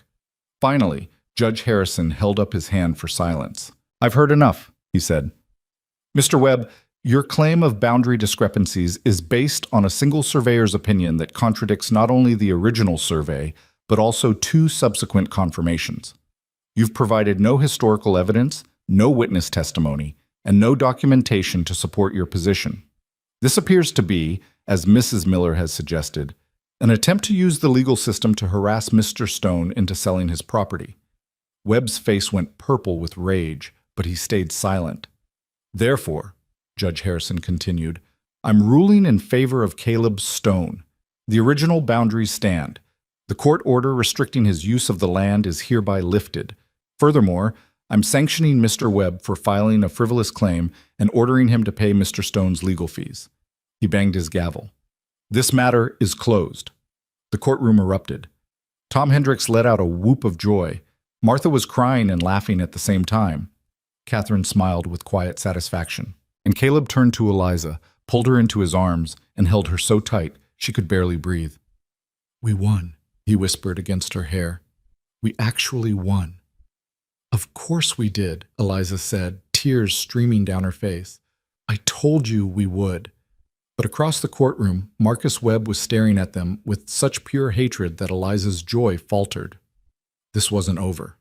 The legal battle might be won, but Webb's war against them was far from finished. As if reading her mind, Webb stood, shouldered past his lawyer, and walked straight toward them. People fell silent, stepping back to give him room, sensing confrontation. "Enjoy your victory, Caleb," Webb said quietly, his voice deadly calm. "But remember, there are other ways to win, ways that don't involve courts or judges or legal niceties." "That sounds like a threat," Catherine said sharply. "It's a promise." Webb's gaze shifted to Eliza. "You've made a powerful enemy, Mrs. Stone. I hope that ranch is worth what it's going to cost you." Then he turned and walked out, leaving nothing but cold silence in his wake. The threat hung over them like storm clouds for weeks after the trial, dark and oppressive. But nothing happened. No more damaged fences, no scattered cattle, no mysterious fires. The silence was almost worse than the attacks had been, because now they were waiting, watching, jumping at every unexpected sound. "Maybe he's given up," Eliza suggested one evening as they sat on the porch, watching the first snow of the season dust the mountains white. "Men like Webb don't give up," Caleb said quietly. "They just change tactics." But as October gave way to November and the snow began falling in earnest, even Caleb started to relax. They had more pressing concerns than Marcus Webb. The cattle needed to be moved to winter pasture. The barn needed reinforcing against the coming cold. Firewood had to be cut and stacked. And Eliza had her own secret to keep, one that made her both terrified and joyful in equal measure. She was pregnant. She'd suspected for weeks, but hadn't been certain until Martha Hendricks, with the knowing eye of a woman who'd borne 5 children, had taken one look at her and smiled. "How far along are you, dear?" "How did you know?" "You've got that glow, and you've been turning green every morning when Caleb makes his coffee." Martha had squeezed her hand. "Does he know yet?" "Not yet. I wanted to be sure." Eliza had pressed a hand to her still flat stomach. "I'm scared, Martha. What if something goes wrong? What if I can't do this?" "Every woman is scared the first time. But you're strong, Eliza. You'll be fine." Martha had paused. "Tell him soon. He deserves to know he's going to be a father." Now sitting on the porch with snow beginning to fall and the world going quiet and white around them, Eliza gathered her courage. "Caleb, I need to tell you something." He turned to her, immediately alert. "What's wrong?" Nothing's wrong. At least, I don't think it's wrong. I hope it's not wrong. She was babbling, nervous energy spilling out in words. I'm pregnant. We're going to have a baby. For a long moment, Caleb just stared at her, his expression unreadable. Then slowly, like dawn breaking over the mountains, joy spread across his face. A baby? His voice cracked. We're having a baby? Yes. Eliza laughed, relief flooding through her. Around May, I think. Maybe June. Caleb pulled her into his arms, held her so gently it was like she was made of glass. This is the best news I've ever had, he whispered. The absolute best. You're not worried? With everything that's happening with Webb, with money being so tight? I'm terrified, he admitted, but I'm also happier than I've ever been. We're going to be parents, Eliza. We're going to have a family. He pulled back to look at her, his eyes shining. This ranch isn't just land anymore. It's our children's future, their inheritance, and that makes every fight, every sacrifice worth it. That night, they made plans. They'd need to expand the house, add another bedroom. They'd need a cradle, baby clothes, all the 100 small things a child required. They'd need to save money, work harder, prepare for a future that suddenly seemed more real and urgent than ever. And for a few precious weeks, they were happy. The happiest they'd been since their wedding day. Caleb sang while he worked, something Eliza had never heard him do before. She spent her evenings knitting tiny socks and blankets, imagining the baby who would wear them. They talked endlessly about names, about whether it would be a boy or girl, about what kind of parents they wanted to be. The ranch work continued through the early winter. The cattle were moved and settled. The barn was reinforced. Tom Hendrick's sons helped with the heaviest work, and Caleb paid them with the money Judge Harrison had ordered Webb to contribute for legal fees. It wasn't much, but it was enough to keep things running smoothly. Then, 2 weeks before Christmas, everything changed. Eliza woke in the middle of the night to the sound of shouting. She sat up, confused and disoriented, trying to make sense of what she was hearing. Beside her, Caleb was already out of bed, pulling on his trousers, grabbing his rifle. "Stay here," he ordered, but she was already following him, her heart pounding. From the upstairs window, she could see what had woken them. The barn was on fire. Not a small warning fire like before. This was an inferno, flames shooting 20 feet into the night sky, consuming the wooden structure with terrifying speed. And silhouetted against the flames, riding away into the darkness, were 3 horsemen. "No!" Caleb's roar of anguish echoed through the house. He raced downstairs, Eliza right behind him, and burst out into the freezing night wearing nothing but his trousers and boots. The heat was intense, even from yards away. The horses were screaming in their stalls, trapped by the flames. Without hesitation, Caleb ran toward the burning building. "Caleb, no!" Eliza screamed, but he was already inside, disappearing into the smoke and fire. Time seemed to stretch and distort. Seconds felt like hours as Eliza stood frozen, watching the barn burn, waiting for Caleb to emerge. She could hear the horses' terrified screams, could smell burning wood and hay, and something else, something worse that she didn't want to identify. Then Caleb appeared, leading his mare and the other horse, their eyes white with terror. He got them clear of the barn, released them to run free, then turned back toward the flames. "The cattle!" he shouted. "The ones we kept close for winter feeding. They're still in there." Before Eliza could stop him, he was running back into the inferno. She didn't think, didn't plan. She just ran after him, into the smoke and heat and chaos, calling his name. Inside the barn was hell. Flames everywhere, smoke so thick she couldn't see, couldn't breathe. She heard Caleb somewhere ahead, heard him coughing, heard the panicked lowing of trapped cattle. She stumbled forward, her hands outstretched, and found him trying to open a stall door that had warped from the heat. "Get out!" he shouted when he saw her. "Eliza, get out now!" "Not without you!" She grabbed the door too, pulled with all her strength. It gave suddenly, spilling 3 terrified cattle into the aisle. Caleb slapped their flanks, driving them toward the door, toward safety. But as they turned to follow, a beam above them cracked with a sound like a gunshot. Eliza looked up and saw it falling, saw death coming for them in a shower of sparks and burning wood. Caleb grabbed her, shoved her hard to the side. The beam missed her by inches, but it caught Caleb across the shoulder and back, driving him to his knees. "Caleb!" Eliza scrambled to him, tried to lift the burning wood, but it was too heavy, too hot. She could smell his flesh burning, could hear his screams of pain. Then suddenly Tom Hendricks was there, and his sons, all of them lifting the beam together, freeing Caleb. They dragged him out of the barn, Eliza stumbling after them, and collapsed in the snow 20 yards away. The barn collapsed minutes later with a sound like the world ending. Eliza knelt in the snow beside Caleb, her hands shaking as she examined the burns across his shoulder and back. They were bad, worse than bad. The skin blistered and weeping. He was conscious but in terrible pain, his face white, his breath coming in short gasps. "We need to get him inside," Martha said, appearing with blankets and her medical kit. "Now, before shock sets in." They carried Caleb to the house, laid him carefully on his stomach in the bedroom. Martha sent her sons for the doctor while she cleaned and dressed the burns with practiced efficiency. Eliza held Caleb's hand, felt him squeeze so hard her bones ached, and fought back tears. "The cattle," he managed through gritted teeth. "Did any make it?" "6," Tom said grimly. "Out of 20. The rest—" He didn't finish. He didn't have to. Caleb closed his eyes, and a tear slid down his temple. "Everything. We've lost everything."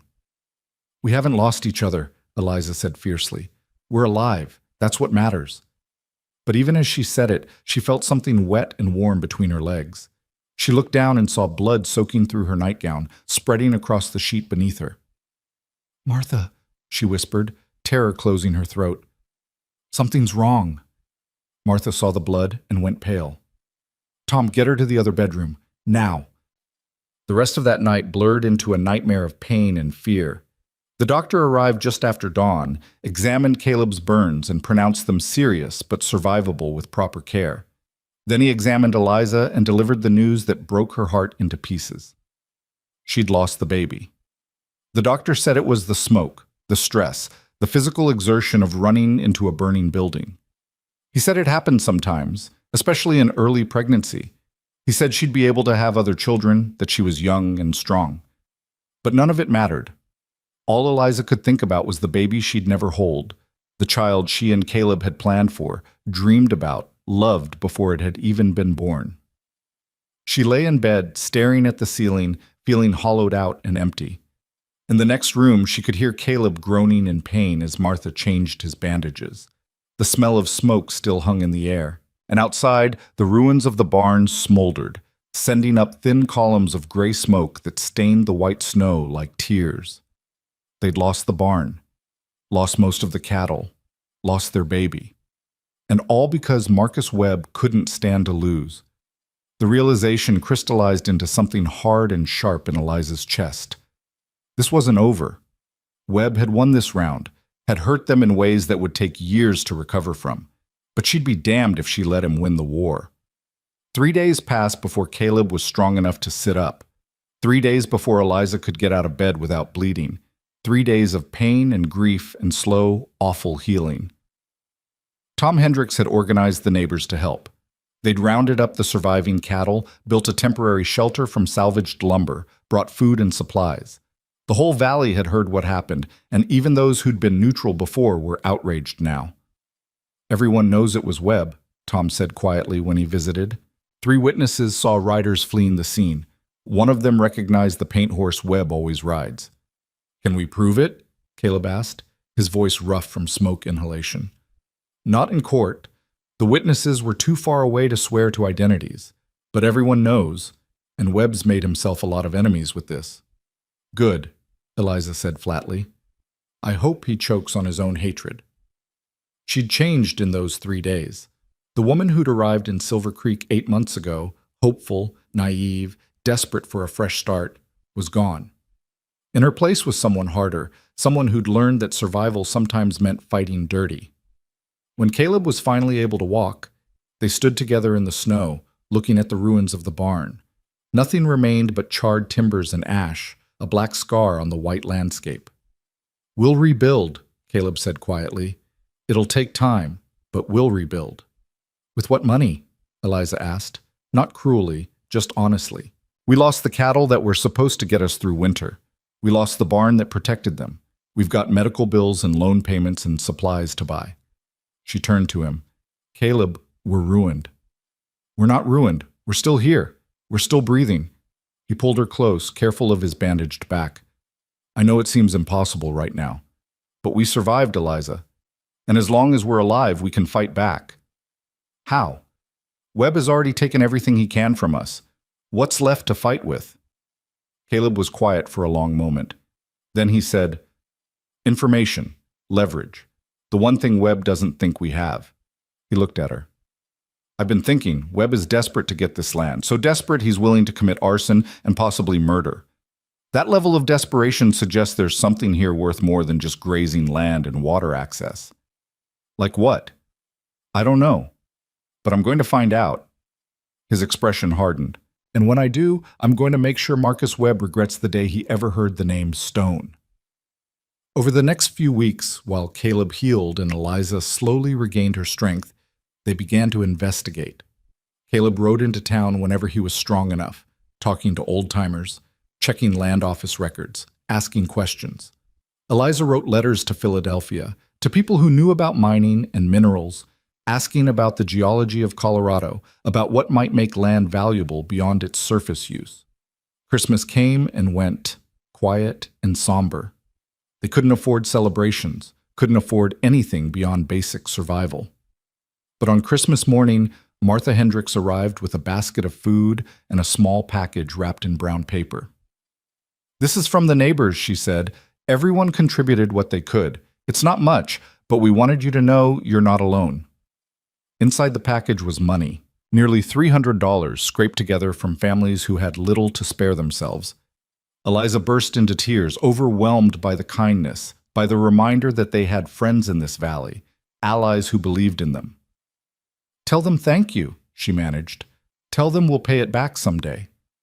You don't pay back a gift, Martha said gently. You pay it forward. When you're back on your feet, you help the next family that's struggling. That's how communities survive out here, by taking care of each other.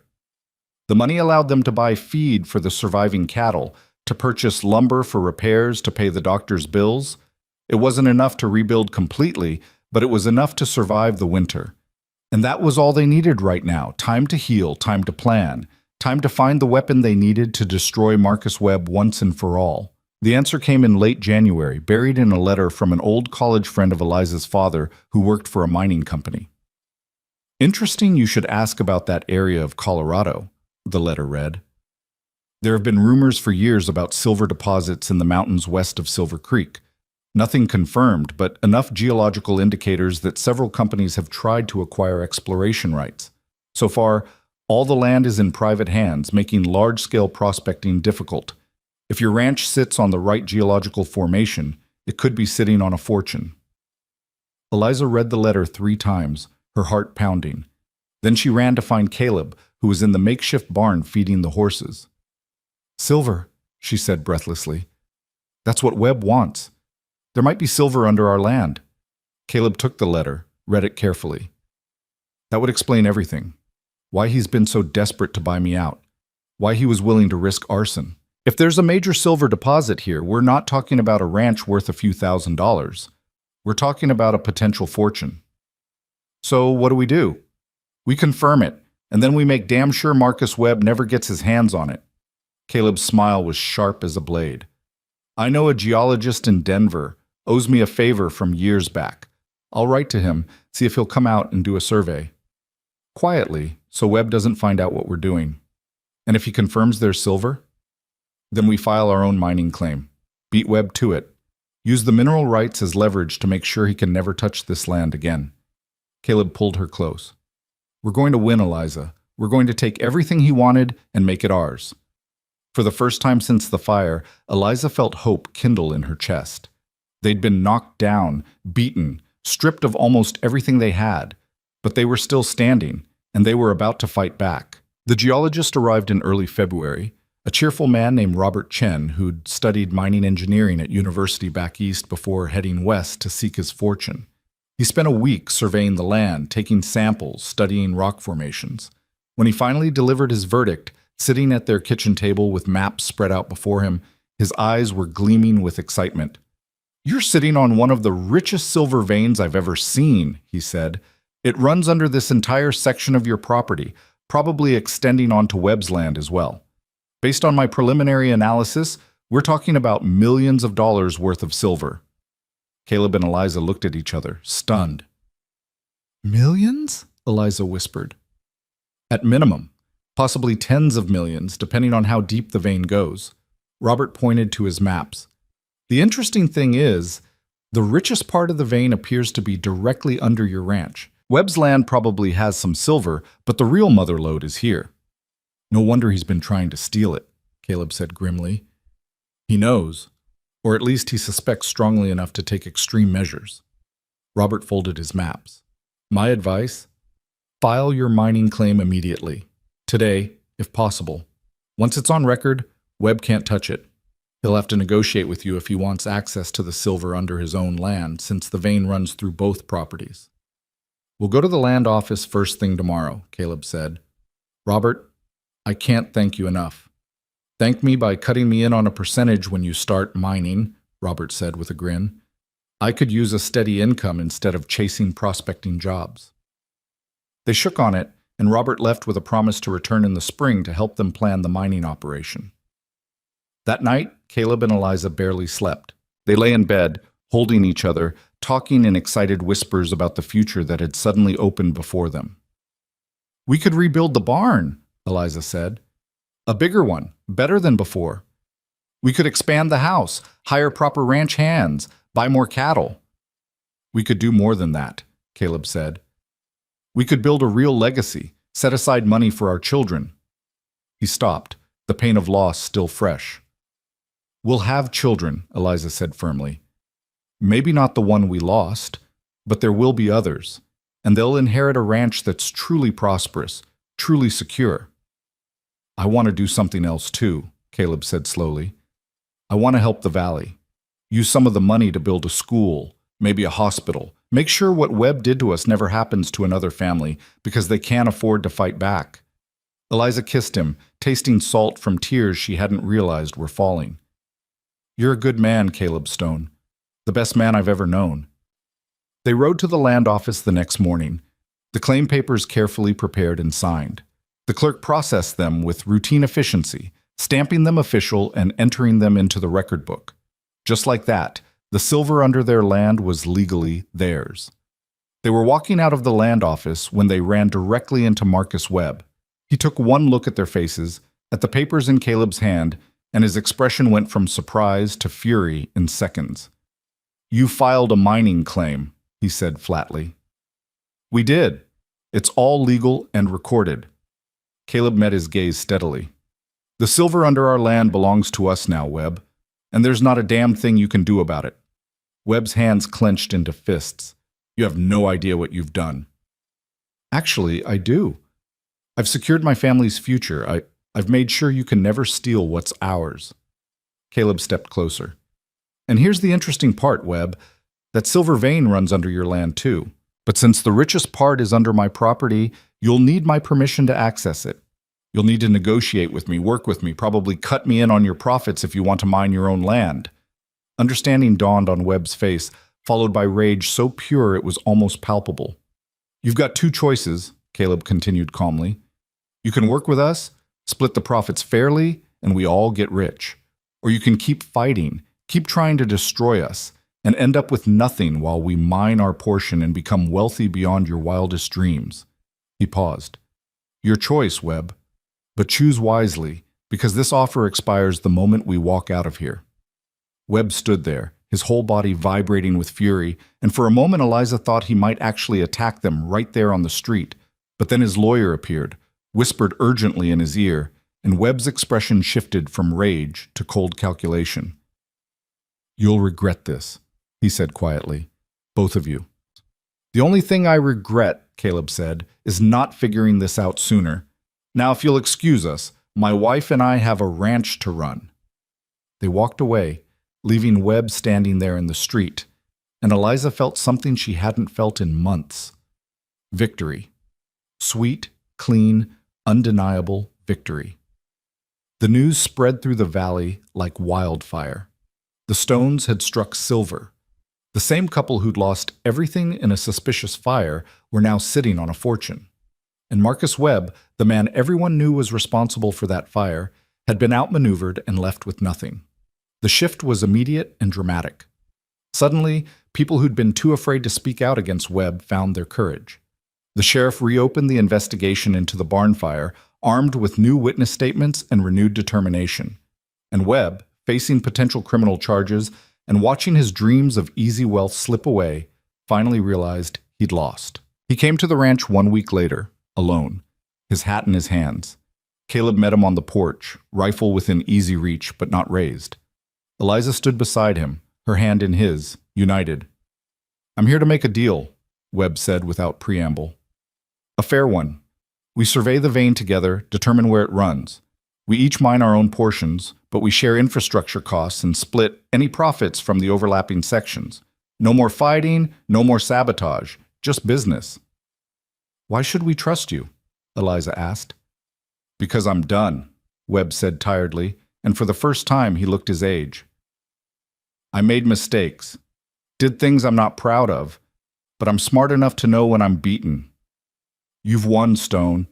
You've got the land, the claim, and the moral high ground. All I'm asking for is a chance to salvage something from this disaster." Caleb looked at Eliza. She nodded slightly. "All right," Caleb said, We'll work with you, but there are conditions. You make a full confession to the sheriff about the fire. You pay restitution for the damages, and you never, ever threaten my family again." "Agreed," Webb said immediately. They shook hands, and just like that, the war was over. Spring came to the valley with a softness that felt like grace. The snow melted, revealing green grass and wildflowers. The cattle, what remained of them, grew fat on fresh grazing, and construction began on a new barn, bigger and better than the one that had burned, paid for with advance money from mining investors who'd heard about the silver strike. Eliza stood in the garden one April morning, planting seeds for the summer vegetables, when she felt Caleb's arms wrap around her from behind. "Penny for your thoughts," he murmured against her ear. "I was thinking about the day I arrived here, how terrified I was, how certain I was that I'd made a terrible mistake." She leaned back against him. "I never imagined it would turn out like this." "Like what?" "Happy, safe, home." She turned in his arms. "I have something to tell you." His eyes widened. "Eliza, are you?" "Yes," she said, smiling through tears. "I'm pregnant again. Martha confirmed it yesterday." Caleb's whoop of joy echoed across the valley. He picked her up and spun her around, laughing and crying at the same time. And Eliza held on tight, grateful beyond words for this second chance, this new beginning, this life they'd built together from ashes and hope. The ranch prospered. The baby, a boy they named Samuel after Caleb's father, was born healthy and strong in December, filling the house with his cries and laughter. 2 years later, a daughter followed, then another son. The silver mine produced wealth beyond anything they'd imagined, and Caleb kept his promise to use it to help the valley. A school was built, a hospital. Roads were improved, water systems installed. And through it all, Eliza and Caleb stood together, partners in every sense of the word. They'd survived loss and grief, threats and violence, poverty and fear. They'd fought for their land and their future and their love, and they'd won. Not because it was easy, but because they refused to give up, because they had each other. And because sometimes the bravest thing you can do is keep going when everything seems lost. The years that followed brought changes both profound and subtle to the ranch and the valley beyond. The silver mine that Robert Chen helped establish became one of the most productive in Colorado, employing hundreds of men and bringing prosperity to Silver Creek that transformed it from a dusty frontier outpost into a thriving town. But for Eliza and Caleb, the greatest wealth wasn't measured in ore extracted from the earth or dollars deposited in banks. It was measured in moments.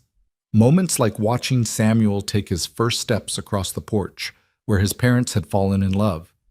Moments like their daughter Rose singing while she helped her mother in the garden.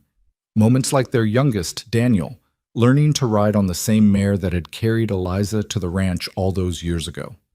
The house expanded to accommodate their growing family.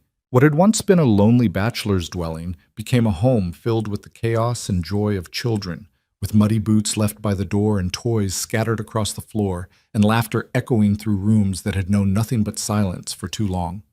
Eliza made sure every room had flowers, fresh cut from her ever-expanding garden. Caleb built a swing beneath the old cottonwood by the creek and spent countless evenings pushing his children higher and higher while they shrieked with delight. But prosperity didn't shield them from the realities of frontier life, nor did it erase the scars of what they'd endured to achieve it. Marcus Webb kept his word about the business arrangement, and the shared mining operation ran smoothly enough. But he'd aged badly after his defeat, the hatred eating him from the inside like a cancer. He rarely came to town anymore, living alone on his ranch with only his bitterness for company. When he passed away in the spring of 1891, 8 years after that terrible fire, there were few who mourned him.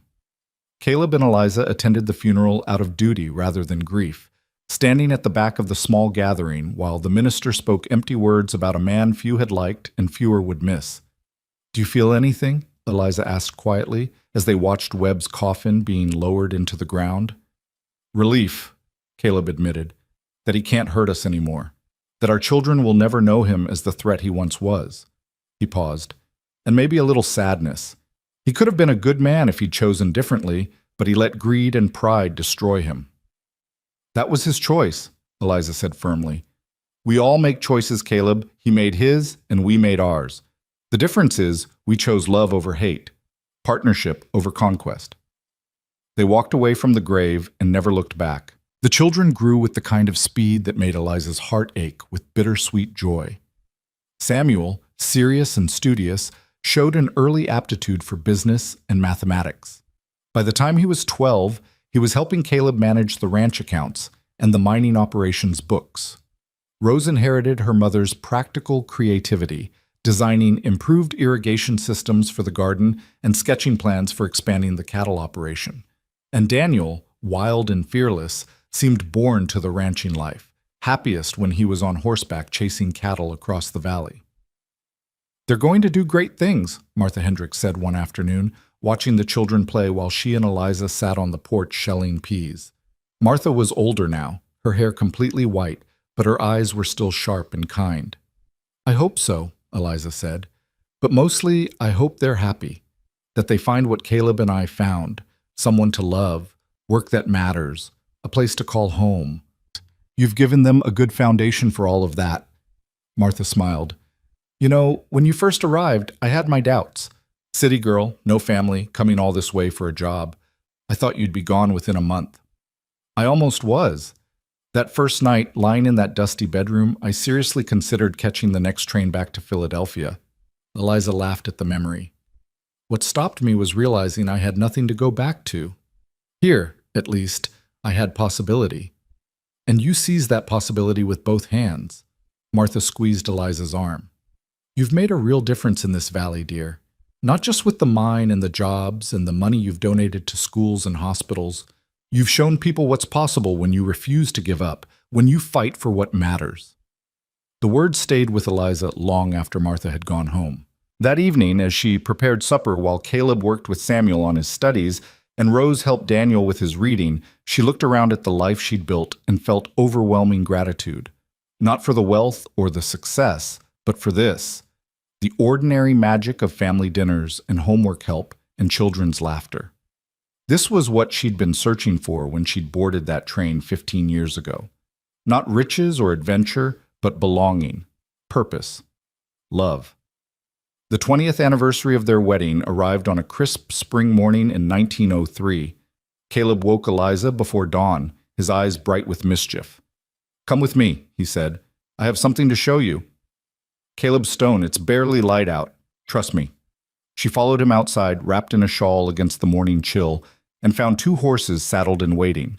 He helped her mount, then swung onto his own horse, and led her away from the ranch house toward the eastern hills. They rode in comfortable silence as the sun began to paint the mountains gold and pink.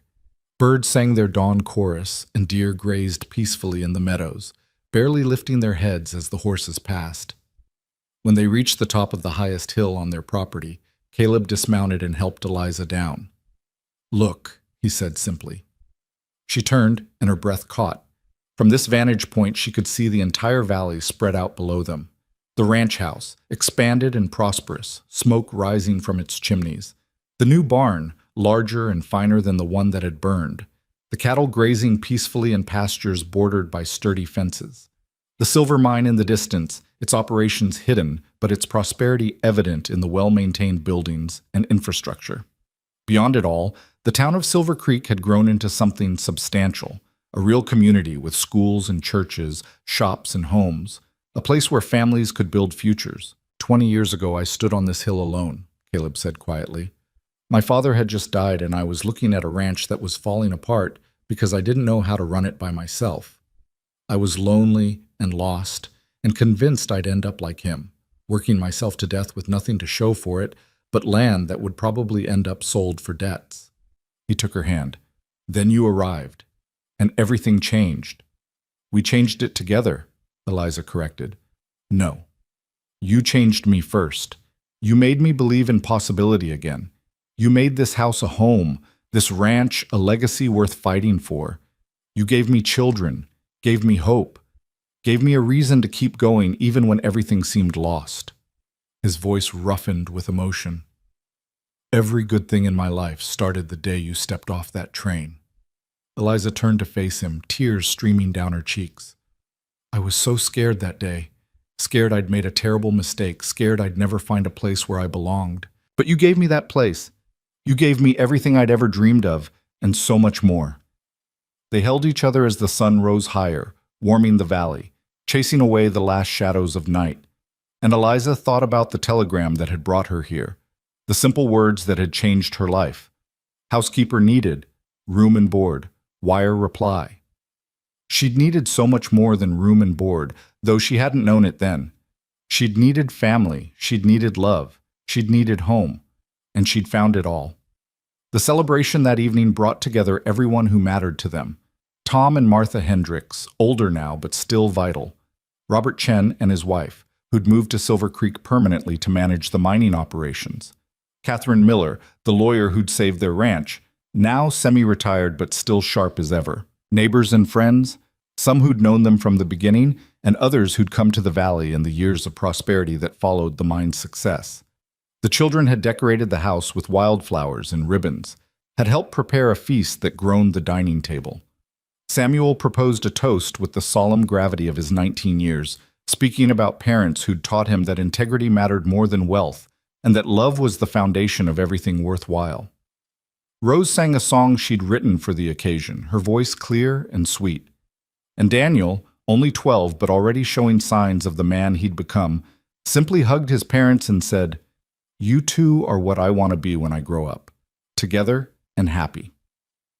Later, when the guests had gone home and the children had finally been convinced to go to bed, Eliza and Caleb sat on the porch in their old familiar spots. The stars were brilliant overhead, the valley quiet and peaceful around them. 20 years, Eliza mused. It feels like both a lifetime and no time at all. I know what you mean. Caleb reached for her hand, their fingers intertwining with the ease of long practice. Sometimes I still see that frightened young woman who arrived with nothing but a carpetbag and determination. Then I look at you now and see everything you've become. A mother, a businesswoman, the heart of this entire operation. And I still see that lonely rancher who didn't know how to ask for help, who thought he had to carry every burden alone. She smiled. We've both changed. We've both grown, but the important things stayed the same. Like what? Like the way you still bring me coffee every morning. Like the way you still check on the children before you go to bed, even though they're practically grown. Like the way you look at me sometimes.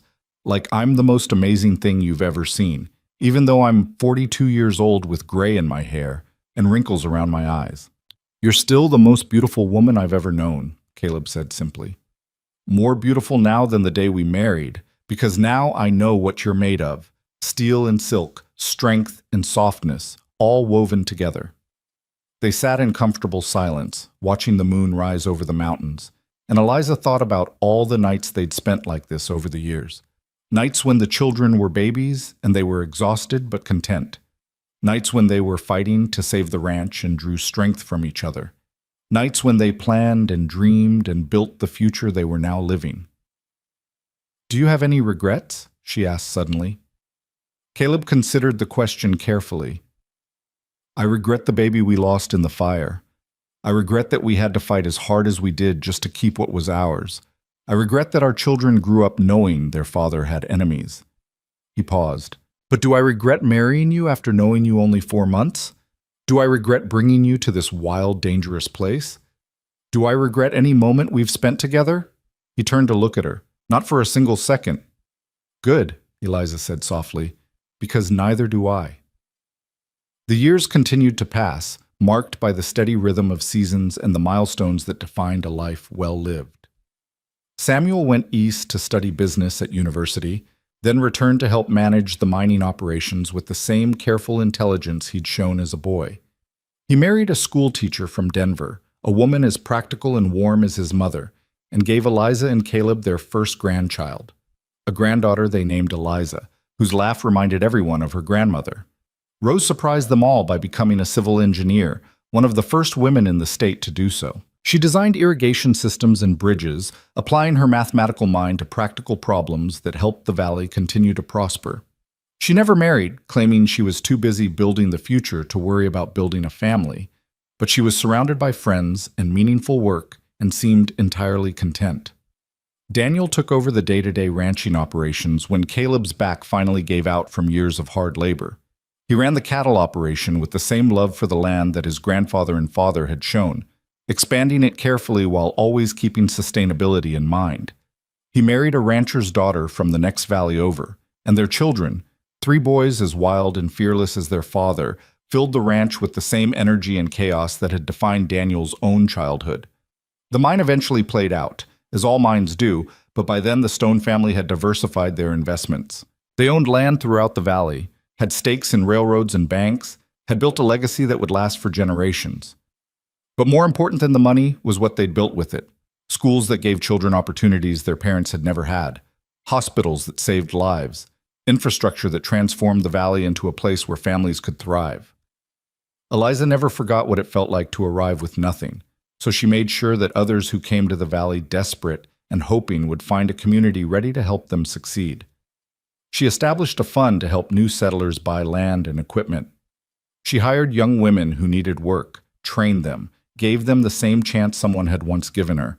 She made sure that the library was well stocked, that the hospital never turned anyone away for lack of money, that no child went hungry in Silver Creek. You're trying to save the world, Caleb teased her one evening when she was 70 years old and still working on charity projects from her desk. Not the world, she corrected. Just our corner of it. Just the people we can reach. Why? We've done enough. We could rest, enjoy our grandchildren, let someone else carry the burden for a while. Eliza set down her pen and looked at him. Her husband of nearly 50 years, his hair white now, his face lined with age, but his eyes still the same brilliant blue that had caught her attention all those decades ago. Because someone once gave me a chance when I desperately needed one, she said quietly. A telegram offering work to a stranger, room and board, and the possibility of a future. You gave me that, Caleb. You gave me everything. And the only way I know to thank you is to pass that gift along, to make sure other desperate, hopeful people find what I found, a place to belong, work that matters, someone to love. Caleb crossed the room and pulled her into his arms, holding her with the same tenderness he'd shown on their wedding night. Have I told you lately that you're the best decision I ever made? Not since this morning, Eliza said, smiling against his chest. Then I'm slipping. I'll have to do better. They grew old together, their bodies failing even as their love grew stronger. Caleb's back, damaged in the fire all those years ago, finally forced him to use a cane, then a wheelchair. Eliza's hands, which had worked so hard for so long, became gnarled with arthritis, making the fine sewing she'd once loved impossible. But they adapted, finding new ways to be useful, new ways to contribute. They spent their days on the porch they'd both loved for so long, watching their grandchildren and great-grandchildren run through the fields where they'd once worked. They told stories about the early days, about fighting for the ranch, about the fire and the silver and the triumph of survival. They held hands and watched sunsets and remembered a lifetime of moments that had added up to something beautiful. In the spring of 1933, exactly 50 years after Eliza had arrived in Silver Creek, Caleb fell ill. It started as a cold but quickly became pneumonia, the same disease that had taken his father. The doctors did what they could, but Caleb was 82 years old, and sometimes age one regardless of medical intervention. Eliza sat by his bedside in the room they'd shared for 5 decades, holding his hand and refusing to leave even when the children begged her to rest. "I'm not leaving him," she said firmly. "I didn't leave him in the burning barn. I didn't leave him through any of the hard times, and I'm not leaving him now." On the 3rd night, Caleb woke from a restless sleep and found Eliza dozing in the chair beside his bed, her hand still clasped in his. He squeezed gently, and her eyes opened immediately. "Hey," he whispered, his voice rough. "Hey yourself." She moved to the bed, sat carefully beside him. "How are you feeling?" "Tired, but peaceful." He smiled at her. "I had the most wonderful dream. We were young again, standing on that hill overlooking the valley. Everything was spread out before us, full of possibility." "It was a good dream," Eliza said, tears sliding down her cheeks, though she tried to hold them back. "It was a good life," Caleb corrected. "The best life, because I got to live it with you."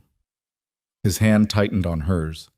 "Thank you, Eliza, for saying yes to a telegram from a stranger, for taking a chance on a lonely rancher who didn't know what he needed until you showed up, for building this life with me, for giving me children and grandchildren, for being my partner in everything that mattered."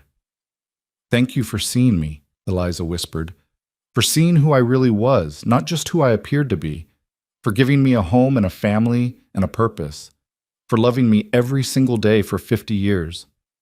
"It wasn't enough," Caleb said. "I would have loved you for 100 years if I could have. 1,000. "We'll have eternity," Eliza said, though she didn't know if she believed it, only hoped it might be true. "We'll find each other again somehow." "I'll wait for you on that hill," Caleb murmured, his eyes drifting closed. "Overlooking the valley, watching the sunset, waiting for you to come home to me." He died just before dawn, peacefully, still holding her hand. The valley mourned him.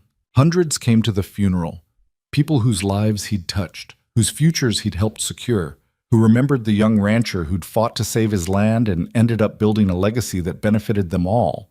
But none grieved like Eliza, who'd lost her partner, her best friend, her heart. The children wanted her to move in with one of them, worried about her being alone in the big house, but Eliza refused. "This is my home," she said simply. "Your father and I built it together. I can feel him here in every room, every corner. I'm not leaving." So she stayed, and the children made sure she was never truly alone. Grandchildren visited constantly, bringing her books and flowers and news of the world beyond the ranch. Great-grandchildren climbed into her lap and demanded stories about the old days, about brave Grandpa Caleb and the fire and the silver mine. And Eliza told them, making sure they understood that their heritage wasn't just wealth or land, but courage and love, and the willingness to fight for what mattered. She lived another 7 years without Caleb, years that felt both too long and too short. She watched her grandchildren marry and have children of their own. She saw the ranch continue to prosper under Daniel's management, saw Samuel's children take their own places in the family business, saw Rose's engineering projects transform the valley's infrastructure. She continued her charity work as long as she was able, making sure that newcomers to the valley found the help they needed. And every evening, she sat on the porch in the same spot where she'd sat with Caleb for so many years, watching the sunset and remembering. In the autumn of 1940, just before the first snow, Eliza woke feeling lighter than she had in years. She rose, dressed in her favorite blue dress, and spent the day visiting with each of her children, her grandchildren, her great-grandchildren. She told them she loved them, told them to take care of each other, told them never to forget where they came from or what their family stood for. That night, she sat on the porch one last time, wrapped in a quilt Rose had made for her, watching the sun set over the mountains she'd come to love more than any place on earth. And as darkness fell and stars began to appear, Eliza closed her eyes and let go. They buried her beside Caleb on the hill overlooking the valley, the spot he'd taken her to on their 20th anniversary. The headstone was simple. Eliza Stone, 1861 to 1940. She came seeking shelter and built a home. She came seeking work and found love. She came alone and created a family. she lived well. The ranch continued for generations, a thriving operation that provided employment and prosperity for the valley. The house remained in the family, expanded and modernized, but never losing the essential character that Eliza had given it all those years ago. Her garden, tended by her descendants, bloomed faithfully every spring. And on quiet evenings, when the light slanted just right across the porch, people swore they could feel something, a presence, a warmth, a sense of enduring love. The story of Eliza and Caleb became part of the valley's mythology, told and retold by generations who came after. The desperate city girl who'd answered a telegram and found her destiny. The lonely rancher who'd needed a housekeeper and found a wife. The couple who'd survived fire and threats and loss and emerged stronger, who'd built not just wealth, but a legacy of compassion and community. Their great-great-grandchildren still live on parts of the original ranch, still tend cattle on the same land Caleb once worked alone, still plant gardens descended from the seeds Eliza brought from Philadelphia all those years ago. The town of Silver Creek bears plaques acknowledging the Stone family's contributions, the school they funded, the hospital they built, the infrastructure they helped create. But more than plaques or buildings or land, Eliza and Caleb's true legacy lives in the values they passed down. Work hard, love fiercely, help your neighbors, fight for what matters. Never give up, even when everything seems lost. Build something bigger than yourself. And most importantly, take chances on people. Because you never know when a desperate stranger might become the love of your life, or when a simple job offer might change the course of history. Years after Eliza's death, a great-granddaughter found the original telegram in a box of old papers, yellowed and fragile but still legible. She framed it and hung it in the ranch house, a reminder of where everything started. Housekeeper needed, remote Colorado ranch, room and board, wire reply, Caleb Stone. Below it she added a small plaque with a quote from one of Eliza's journals, written on her 50th wedding anniversary. I came to Colorado because I had nowhere else to go. I stayed because I found everywhere I wanted to be. I thought I was answering a telegram about a job. I didn't know I was answering a call to come home. And so the story ends where it began, with a telegram and a choice and the willingness to believe in possibility.